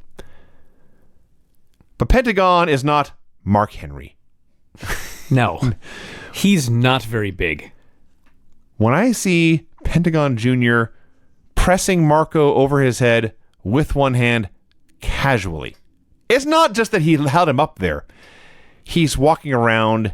His expression is blank. This is the easiest lift a man has ever done. That was amazing. So, the match continues. I love that Jim Ross has been calling pro wrestling forever, and he knows how wacky pro wrestling can be, and AEW is some of the wackiest pro wrestling he's ever done, but he can't help himself. He cannot call this grown man Jungle Boy and leave it at that. It's Jungle Jack or Jungle Jack Perry, because that's a better name, and you should be marketing this guy based on the fame of his family's name. Jungle Jack every time. So, a bunch of stuff happens. There's a tag with both dudes in the ring. The match just keeps going. Eventually, Marco is completely devastated, destroyed, ruined, and scattered to the wind. Pentagon breaks his arm. They do a stomping package pile driver. This is like the best match I ever saw or anything, but this was an unbelievable spectacle, is what this was. So obviously everybody was in an outrage. Marco Stunt was in this match. And I had to hear a lot of very, very crazy things. He's going to kill the business. He's going to run off viewers. I had friends who were in the room and they left when they saw that Marco Stunt. As soon as I got the quarters today and I saw that there were 2 matches on the show that had an increase in ratings. Mm-hmm. 2. One was with all of the big stars, including Jon Moxley and Pac and Kenny Omega. Kenny Omega and Hangman, and the other was with Marco Stunt. How about that? Now, the absolute morons on the internet saw my tweet and concluded that I was saying that Marco Stunt was the reason this match did so well. So I went on a blocking spree, and I had to explain to people who are so stupid that the point is not that he was responsible. In no universe am I saying that Marco Stunt is the reason that was one of 2 segments on the show that grew its audience. My point is, he didn't run anyone off. Factually. Yes, I'm sure a couple of friends here and there walked in and saw Marco and left. But you know what? Statistically, nobody left. That's it. If you hate Marco Stunt, like I do, if you think this little twerp doesn't belong in this business, great. Knock yourselves out. But you can't go out there and make crazy claims that Marco Stunt is going to single-handedly kill AEW or run off viewers when we can look at these numbers and it's very clear that, in fact, that didn't happen. Now, other crazy people are going, my God, Darby Allin, he's a ratings killer. People have turned off the show twice when he's on. Dude, fans tuned out of every segment on this show except for 2. The reality of these ratings, everybody, is can y'all just shut up about it? We're 3 weeks in. It's going to be months before we know where AEW is going to settle and where NXT is going to settle. They ain't making any new stars off 1 week of television, and they ain't killing the business off 1 week of television. AEW is doing everything they can to try to get people over. They tried to make stars out of Private Party in one night last week. They tried to make stars out of Darby Allin in one night this week. They tried to make stars out of Scorpio Sky in one night this week. But it ain't gonna happen overnight. Has nobody paid any attention to how many times Raw has tried to hotshot the ratings? Raw, the #1 wrestling program in the world that millions of people have watched.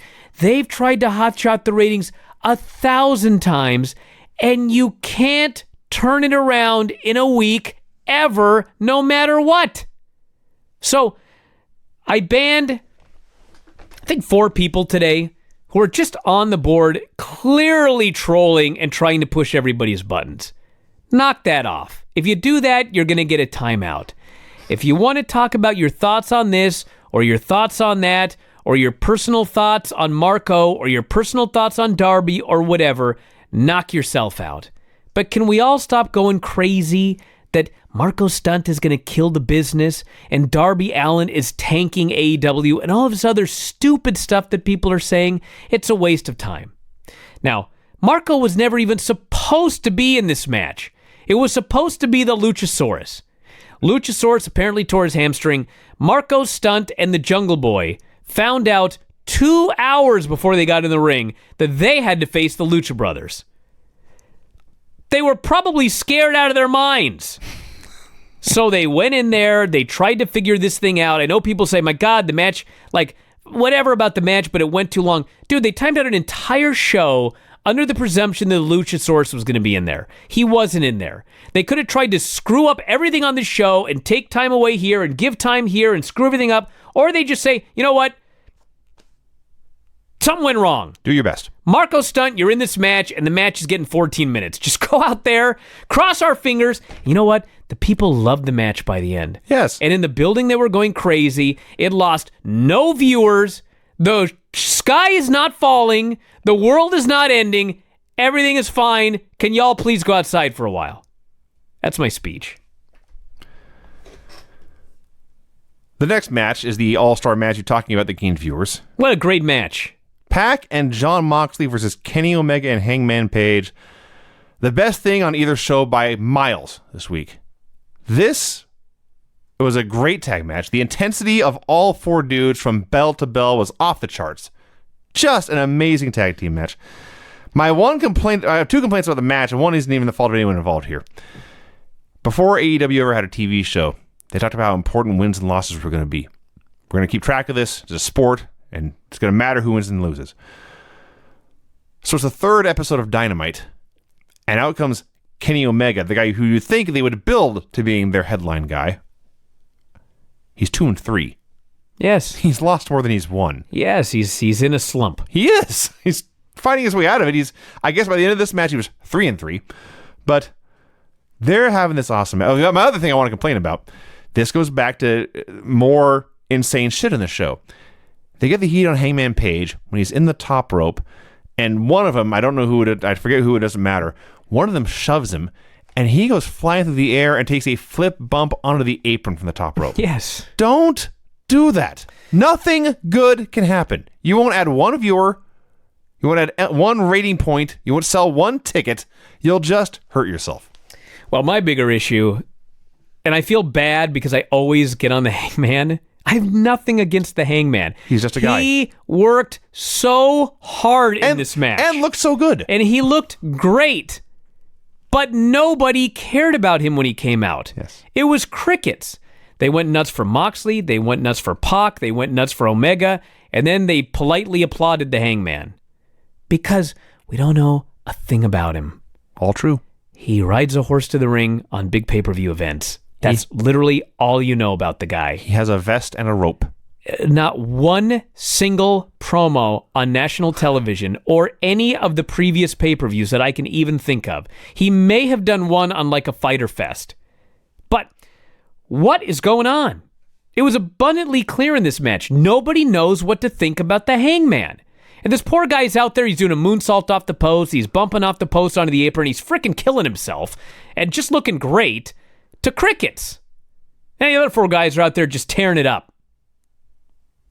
So they're having this great tag match, and it's great. Did I mention it was great? Because it's important you realize this was a great match anyway. And then they build to a four-way, and Pac and Hangman disappear for a bit, and suddenly Mox and Omega are going nose to nose and then fighting, and somehow it got 1,000,000 degrees greater. And now I cannot wait for their one-on-one match on pay-per-view. This pay-per-view is going to do well. Their fight was so good. I want to cry about how great this was. So they're having this awesome fight, and it's a fight. Believe you me, it's a fight. And then they decide these hands aren't enough, and each guy goes to get his weapon. And Kenny's got his barbed wire broom because he's the cleaner. And Moxley has a barbed wire bat because Kenny gave it to him. And they're ready to fight to the death. But Pac wants to win this match. He takes the broom away, throws it out of the ring. He takes the bat away so his guy doesn't get DQ'd, throws it out of the ring. He's screaming at Moxley to use your head. And Moxley don't give a fuck no more. He DDTs him and he storms out. See, this made sense because these guys have never been friends. Dude, everything makes sense because you have 4 stars and they don't want to do cheap, lame finishes, and so somebody's got to do a job. Yes. All right, who does the job? Well, Pac's going to do the job here. So how do we beat Pac but protect him at least to a degree? Well, it's easy. He wants to win. His partner gets mad at him because, quite frankly, wins and losses matter, but not to Jon Moxley. That's true. Because he's a loose cannon. He doesn't care. So he boots this guy and DDTs him and leaves. And so Pac ends up 2-on-1 against the other guys, and they hit him with their moves and pin him. That's what happened. So there was a clean pin. Somebody got a win. Pac was defeated, but he has an out. And not only that, they set up a match for next week. This isn't hard, as the show proves. It can be done if you think about it for like 5 minutes. You don't just have to have a lame DQ because 2 guys were beating on Pac and the ref called for the bell because it was 2-on-1 in a tag match, which I saw on Raw like 3 weeks ago. I would also add Pac was bleeding from the Actually, hand. I saw it on pay-per-view. Yeah. I had to pay for that finish. Yes. Pac was bleeding from the hand because apparently they're using real barbed wire on these things, even just for these spots where they're not really used. Yes. So it ends. They hit the Deadeye, which is the over-the-back pile driver Hangman uses, and they pin Pac. And Tony Schiavone, we watched him on these Nitros 20 years ago, and it sounds like he's checking out of everything. 2 decades later, he's having the time of his life, and it fills me with such joy. Yes. He's getting the last laugh. That was an ass-kicking match, he says. This journey of Tony Schiavone, this is inspirational. Yeah. You can survive something like Nitro and come back and find your passion for life again. Yes. That is a great story. Never give up. Never give up. We got a bunch of matches for next week. Private Party versus the Lucha Brothers in one tag tournament semifinal. The Dark Order versus SCU in the other semifinal. Britt Baker returns to action in her hometown of Pittsburgh. The Young Bucks will be in action. And the main event, they didn't waste any time. Jon Moxley versus Pac. Oh, what a battle that's going to be awesome. I'm so happy Pac is here. It's all those years as Neville wasted. He's so much better here. It's much better everywhere. Touche. You got me there. He has been all over the world and been better. That is a great point. Chris Jericho versus Darby Allin for the AEW World Championship. So we've had a lot of negative things to say about both shows tonight. Matches too short, matches too long, not enough video packages, weird booking, not enough promos, whatever. Marco Stunt being in the ring for a long match. Nothing on either of these shows made me half as furious as Darby Allin's ring gear. Of all things. We're going to take the skinniest legged guy on the show, not named Marco, put him in tights and Daisy Dukes over him. He looked horrible. You're 44. Yes, Brian. Well, a lot of their audiences. And I have better legs than Darby Allin. That's true. So Can do some squats. He badly needs to do some squats. So they're doing this match, and it's a very good match. And Jericho keeps getting the Boston Crab, which the announcers could not agree on which name to give it. So I'm just calling it a Boston Crab. And Darby keeps getting the ropes. And Aubrey, even though it's a street fight, she makes him break the hold. Fans are outraged, but there's a point to all this. Fans are chanting, it's a street fight. But Jericho says, well, it is a street fight. I have a plan.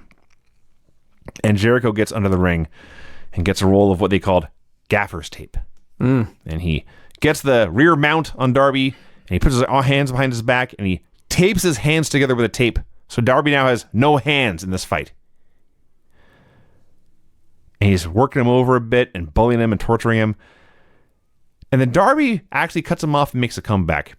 And he really only did like 4 things. It's not like he was working Jericho over with no hands, but every single thing he did with no hands had me screaming in terror. Yeah, but he pulled it all off. He did, but again, if he did the big giant flip dive and he landed perfectly and landed with his back on top of Jericho and he rolled over to his feet and it was totally fine. But if he had not done it perfectly, he dies. That's true. He lands on his head. You know how many times this guy's landed on his head skating? You've got me there. On concrete, well, half yes. pipes. I'm sure falling on his head is This guy's done this spot all over the place on the indies. Okay. He did like that flip dive and a moonsault in the ring, like a big drop kick, and that was really it. And the crowd is unbelievable. This skinny-legged guy with no hands is going to beat Chris Jericho for the world title. He kicks a chair into Jericho's face and Jericho grabs it. And he goes up top to hit the coffin drop. And here's that dastardly Jake Hager to punch him in the face.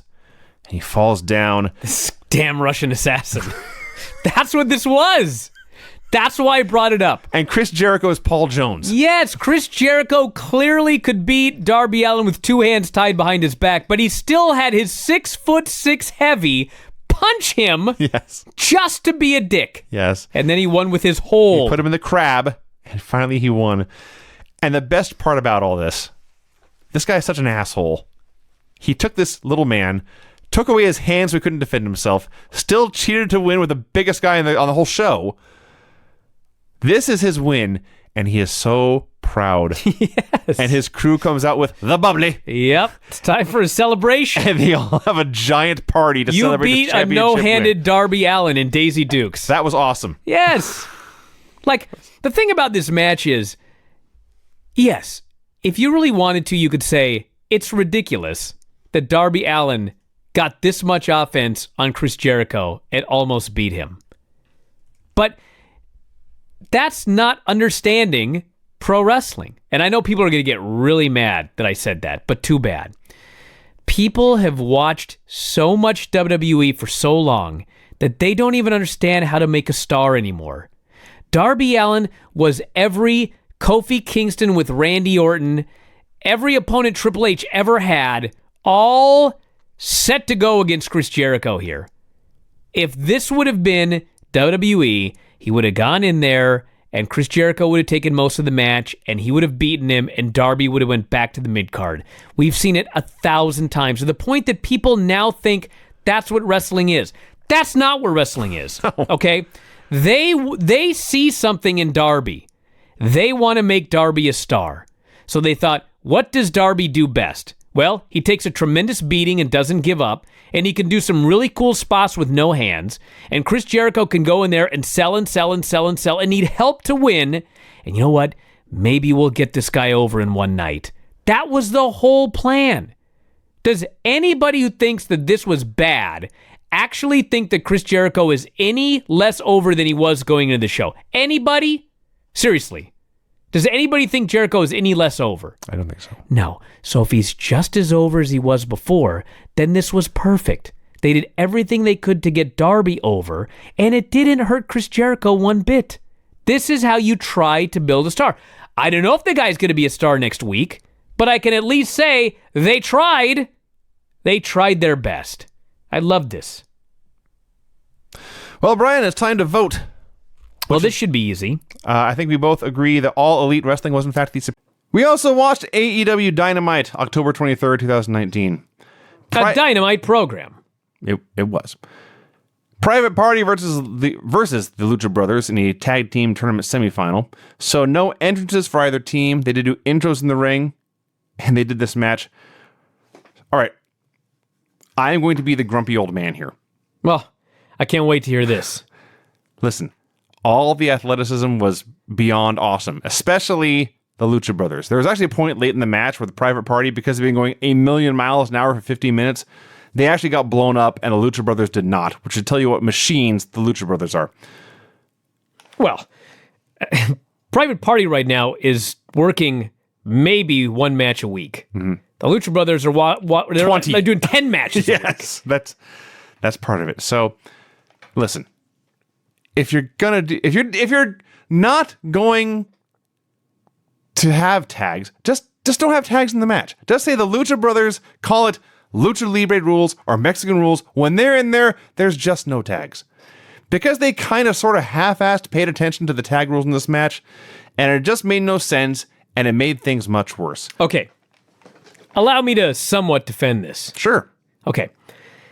So, a couple of weeks, well, it was actually last week. Last week on the show, there's a bunch of tag matches. And people are just tagging, like, one guy was... There was the tag on the apron. There was a tag on the apron. One guy made a tag while the other guy was inside the ring. Yes. Okay. So, long story short, they knew that this needed to change. And so, I don't know... Let me make this abundantly clear.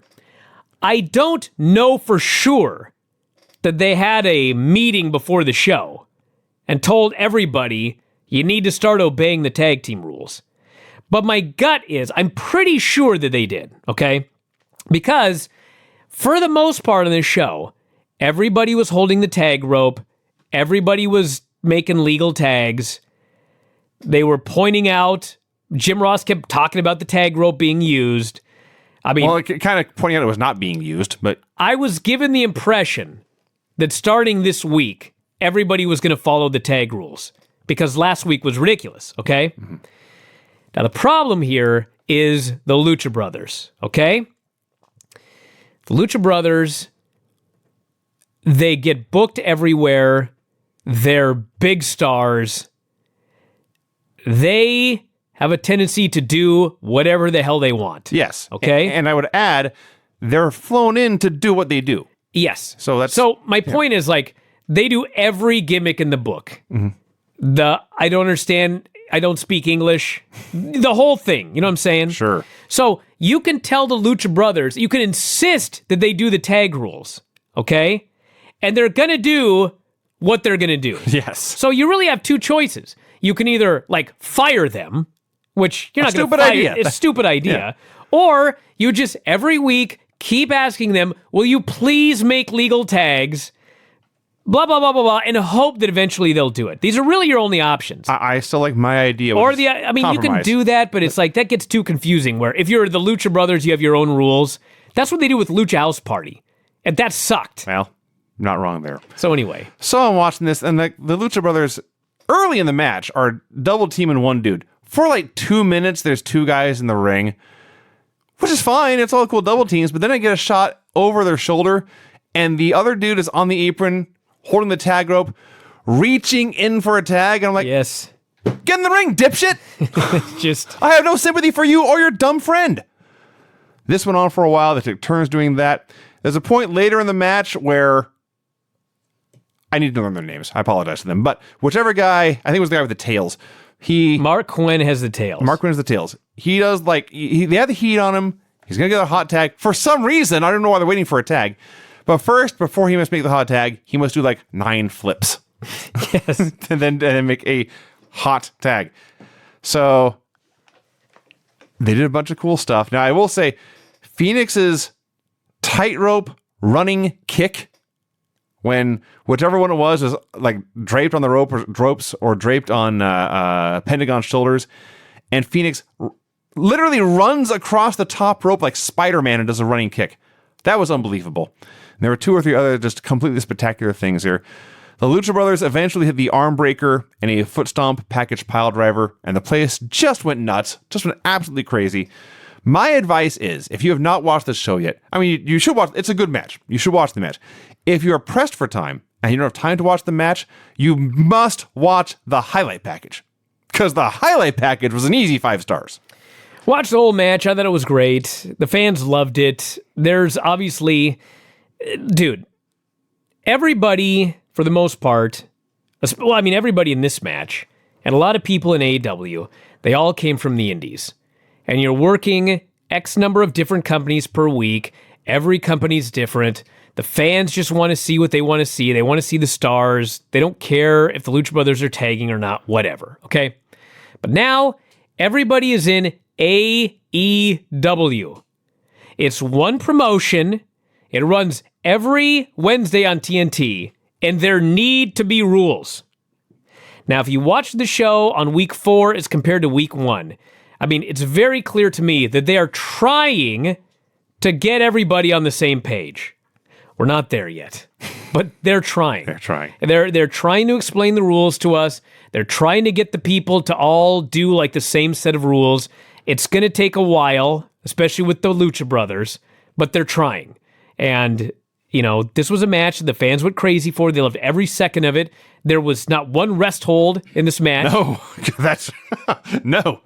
In fact, I didn't really check. I think the rest hold is when you punch instead of doing a dive. That was the rest hold here. If somebody wants to check, I would love to know. I don't think there was one armbar or chin lock, like traditional rest hold. I don't think there was one in any of the matches on AEW. Not a single one. I would be surprised. I don't think there was one in any of the matches. Maybe. Because the reality is it's 2019 and you don't need to do a rest hold. Yeah. The fans were into this from start to finish. They were losing their minds. I know that there are people in WWE who are kind of irritated because, you know, everybody compares Private Party to the Street Profits. It's like almost impossible not to. Sure. Both teams, very athletic. They do the party gimmick. One has red cups. One has a bouncer. It's very similar. So everyone makes comparisons. There are people in WWE that are upset that, like, God, our team is better. But these guys are like, you know, everyone's talking. Yes, everyone's talking about Private Party because they're very green, but AEW is out there trying to make them stars. Yes. They're putting him in there. They're beating the Young Bucks. They're putting him in there. They're going toe-to-toe with the Lucha Brothers. The fans love them. Like, to the AEW fans right now, they're stars. Now, WWE is having to play catch-up with the Street Profits because they brought him up to Raw and had him host the show backstage for 2 months. And then by the time they wrestle, this Private Party is already over. So anyway, point of this is, they're green. Match was fun. Crowd loved every bit of it. They thought all the guys were stars. I thought it was a home run.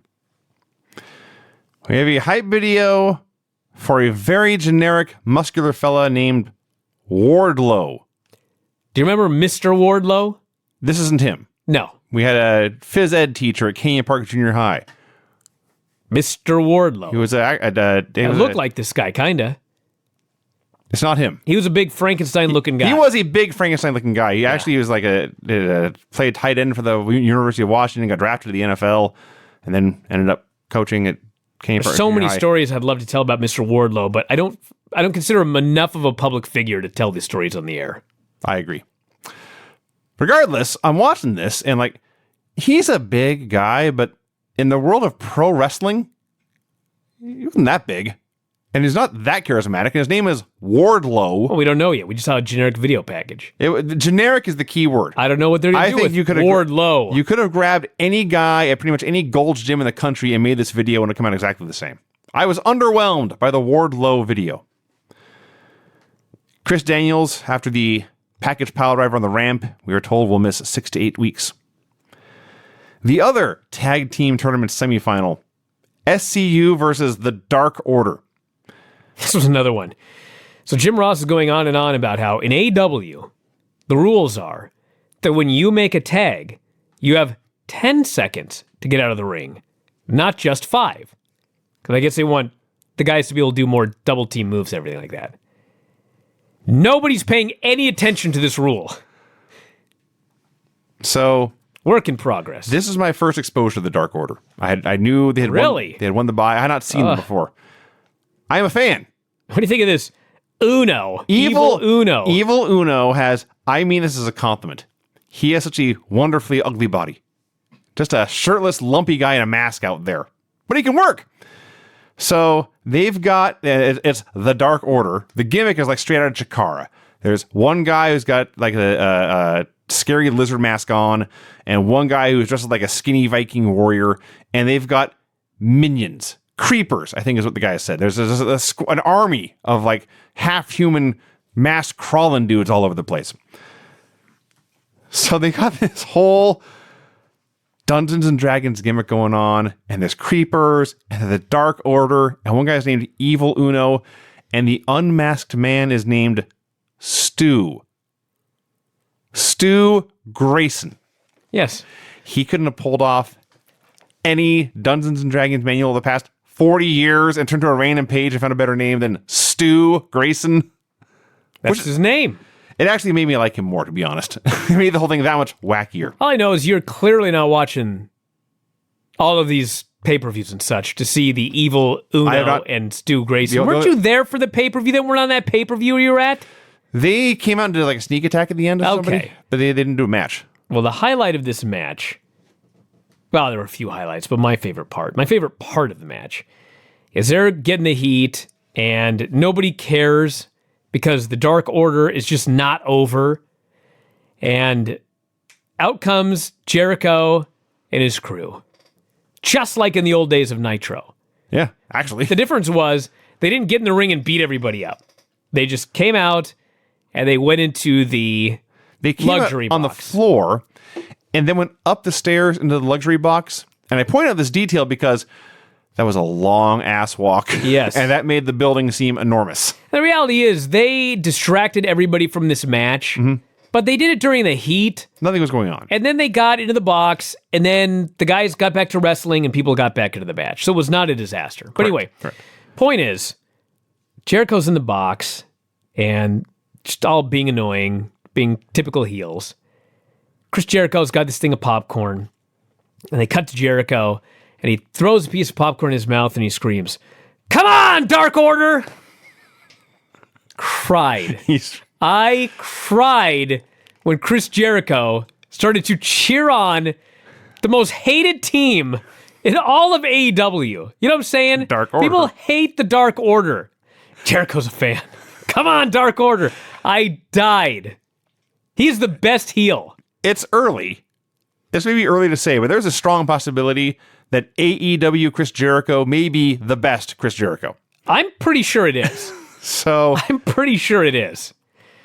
The crazy Chris Jericho from New Japan from a few years ago was a totally different kind of awesome, but this is by far my favorite Chris Jericho.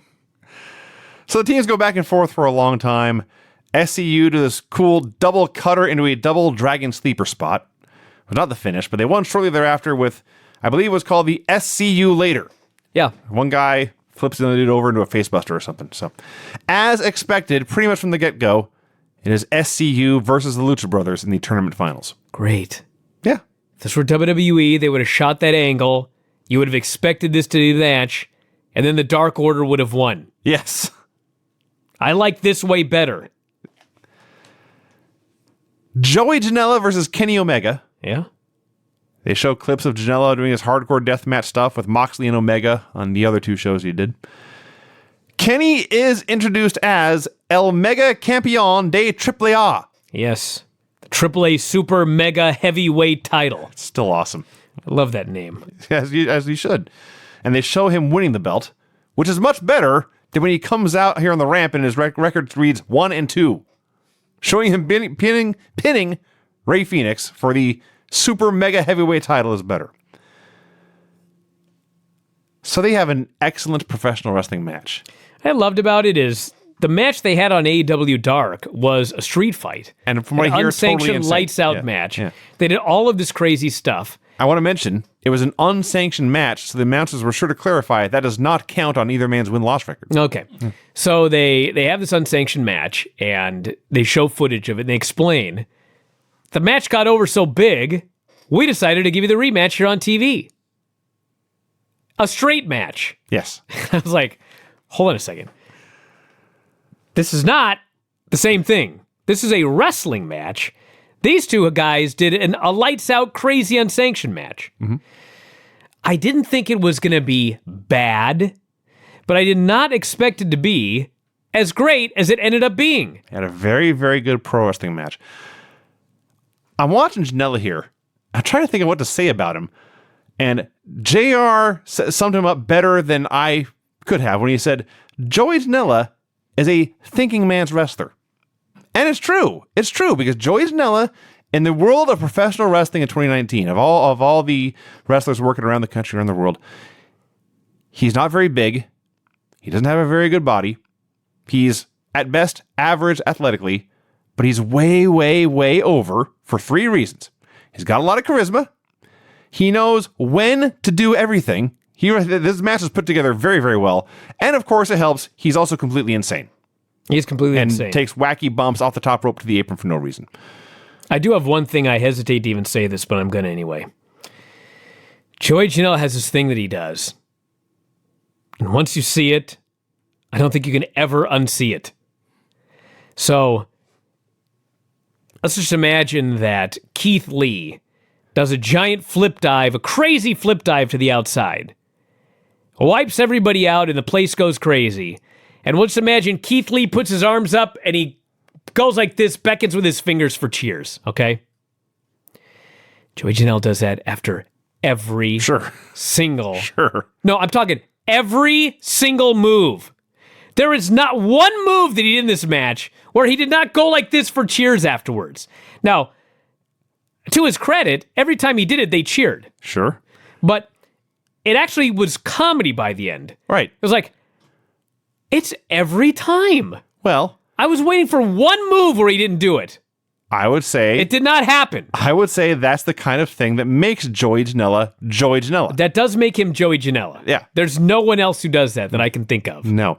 So he did take this incredibly stupid bump onto the apron for no reason. And the good news is it led right to the finish as Kenny hit the V-trigger and the one-winged angel, and he won. That was a very, very good pro wrestling match here. They both look like stars. That's Omega for sure. looked like a superstar. That's the best way to put it. Janela looked like a true star, and Omega looked like a megastar. You got to remember, like, when they kicked off on TNT, like, everybody who watches New Japan and whatever, everyone knew who Kenny Omega was. If you watch the pay-per-views and everything else, but, you know, there's a fair number of people watching TNT that have no idea who Omega, the Young Bucks, any of these guys are. And so the show starts literally on week 1, and, like, Kenny Omega's just, like, losing matches. Yes. You know what I'm saying? Yes. And the Young Bucks go out there. They lost a private party, which Dave had a huge problem with. I didn't have a problem with it. It's fine. Like, it's a marathon, not a sprint.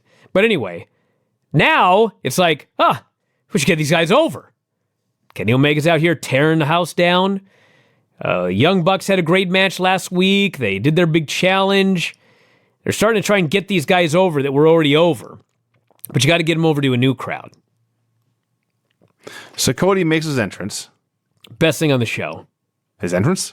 No, this segment. Yeah. So yes, he's in the ring to be interviewed by Tony Schiavone. He's there to plug the... is it Full Gear, the name of the next show? Yeah. Yeah. His title match against Jericho. Jericho's name was thunderously booed. Oh, it was great. It was unanimous. There was not even a vocal minority. Every person of the tens of thousands in there hated Chris Jericho. And then they tease that Cody has some kind of big announcement to make. But before he can make it, Jericho and the Inner Circle interrupt with air horns and a microphone. So no one can hear what Cody is saying. Everyone's all very annoyed. And finally he turns to Jericho. Jericho now has a mic. He cuts a promo, runs down Cody.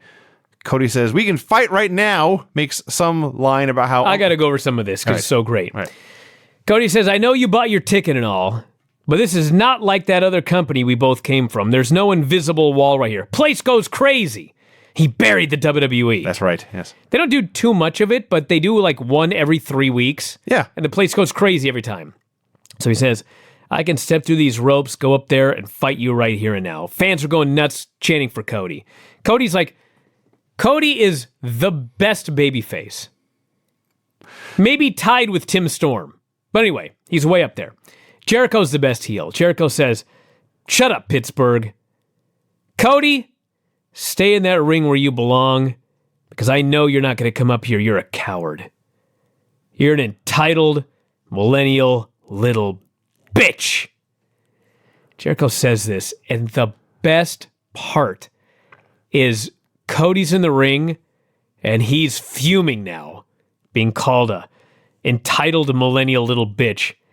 But next to him is Tony Schiavone, and he buries his face in his hands. I can't believe Chris Jericho just said this. Cody jumps the rail. He starts to head up there, and Jericho says, "It's 4 of us and 1 of you. Now get out of here before I kick your ass." Dustin's music hits. Dustin comes down, stands next to his brother. Jericho says, "Well, it's still 4 on 2, so stay there." He also makes fun of Cody for having Big Brother come out to help him. Yes, be the cowards you've always been, you and your big brother. MJF's music hits. He comes out next. Jericho says, "Oh, I'm supposed to be afraid of a guy wearing a scarf? Who wears a scarf?" Best line. People are howling. "Ah, you are a scarf!" He says, "It's still 4 on 3. Take your chances or get the hell out of here." And then of all people, out comes DDP. It's 2019. Diamond Dallas Page, who was old when he broke in 30 years ago. But looks great. He looks better now. I'm sure he does. physique. Doing yoga every day. Jericho is slack-jawed, as was I. It was amazing. Jericho's reversal of mood. Yeah. He's all cocky because he has the man advantage. Yeah. But the moment it's a fair fight, now Panic. he's very worried. He's pissing himself. Guys, he says, let's get out of here. So as they're all coming down, the baby faces are all coming down the ramp, and then they go up the stairs to go up to this luxury box.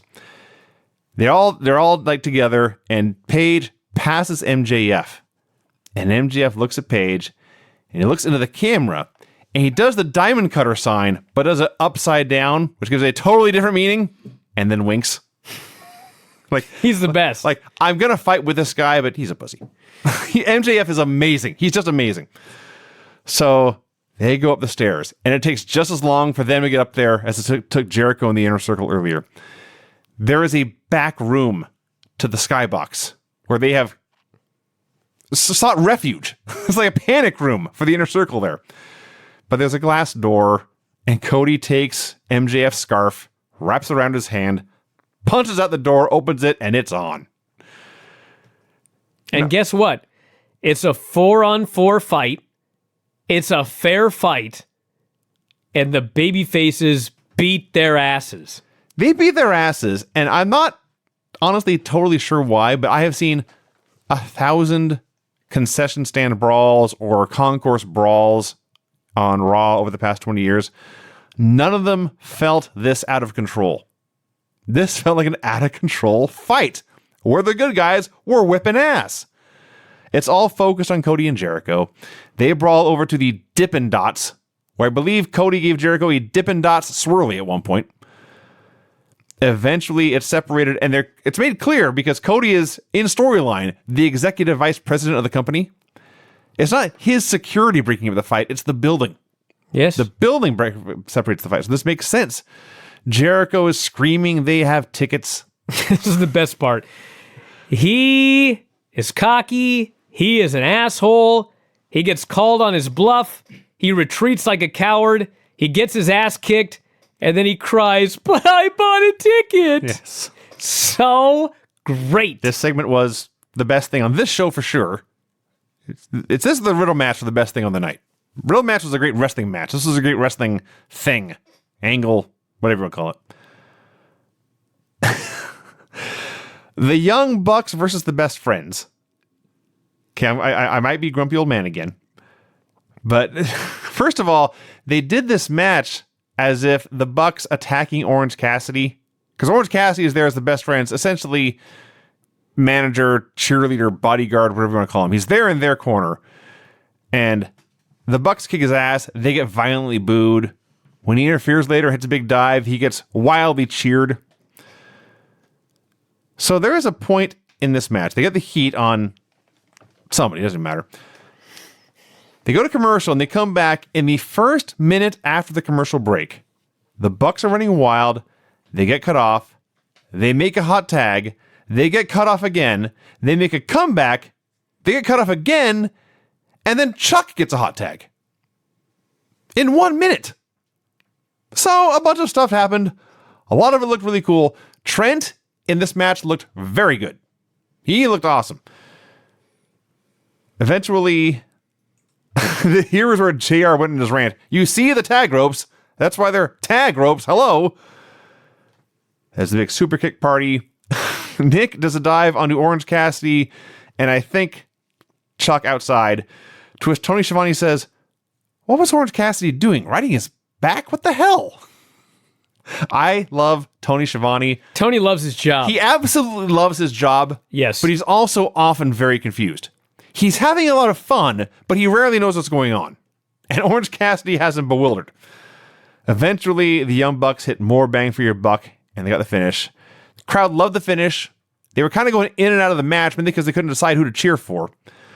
And then Nick cut a short but very good promo. Matt cut a short but very good promo, accepting the challenge of Santana and Ortiz. This is why I think there had to have been a meeting before the show, because Ross was very annoyed by this tag rope thing. Mm-hmm. So I presume that like everybody must have been told, you gotta hold the tag rope. And when people weren't doing it, he was irritated. That's what I think happened. I don't know, but that's my presumption.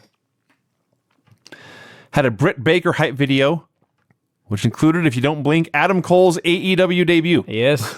He talked about her dentistry and working so hard to go to school, and her wrestling and all this. It was a really good video, and I also like the song they played.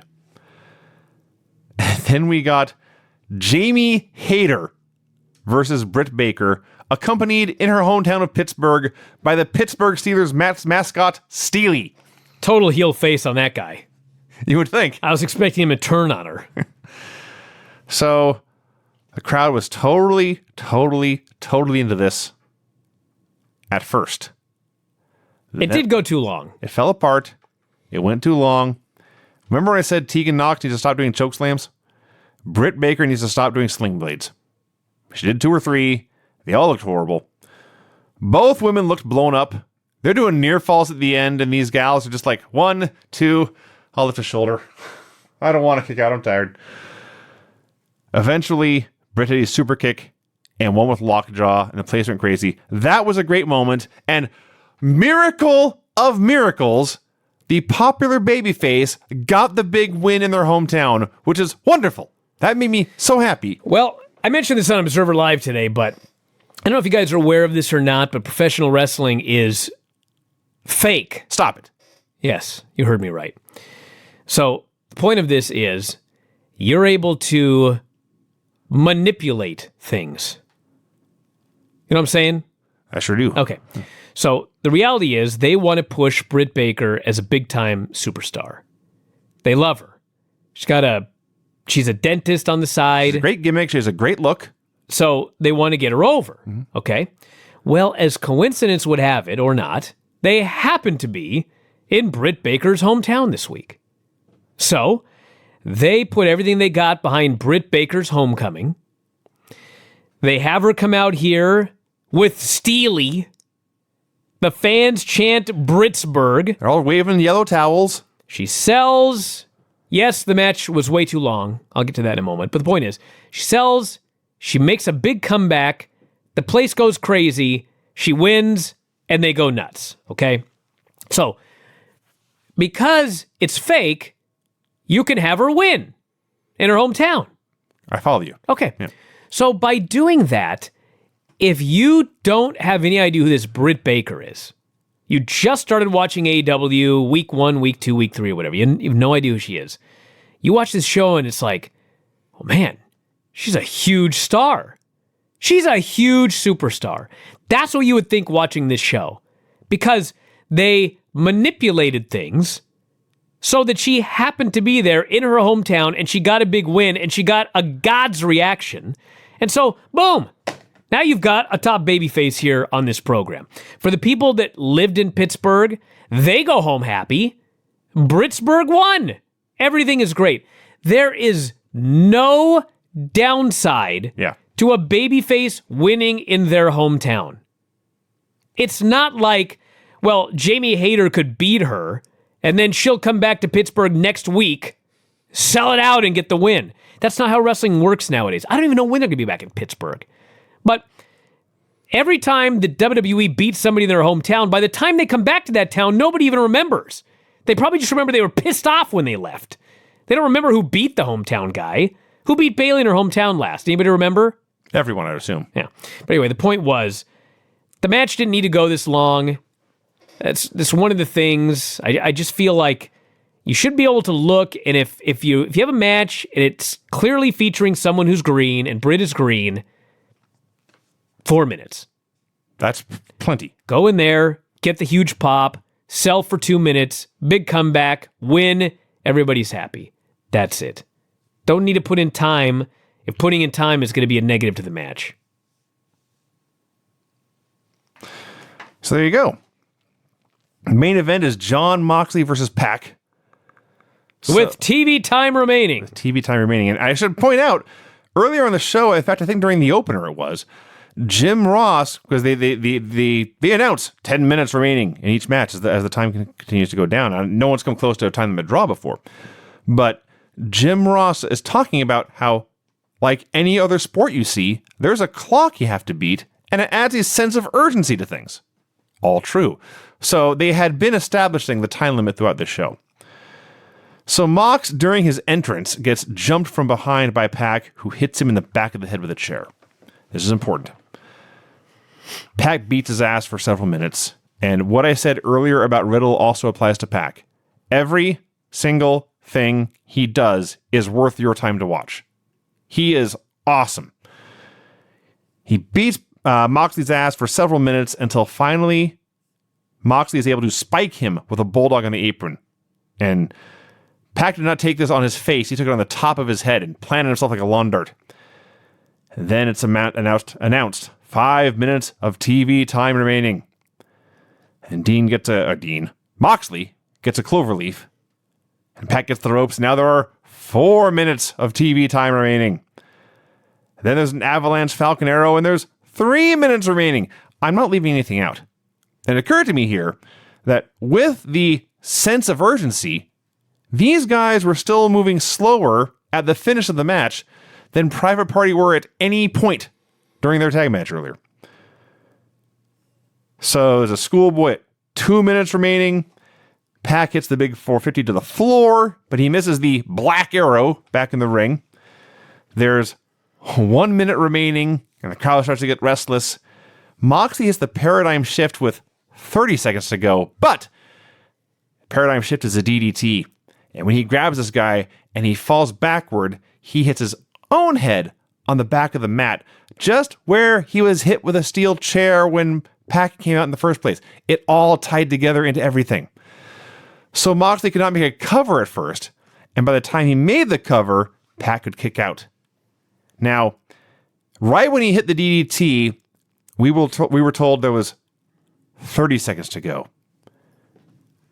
And a few seconds later, we hear 10, 9, 8.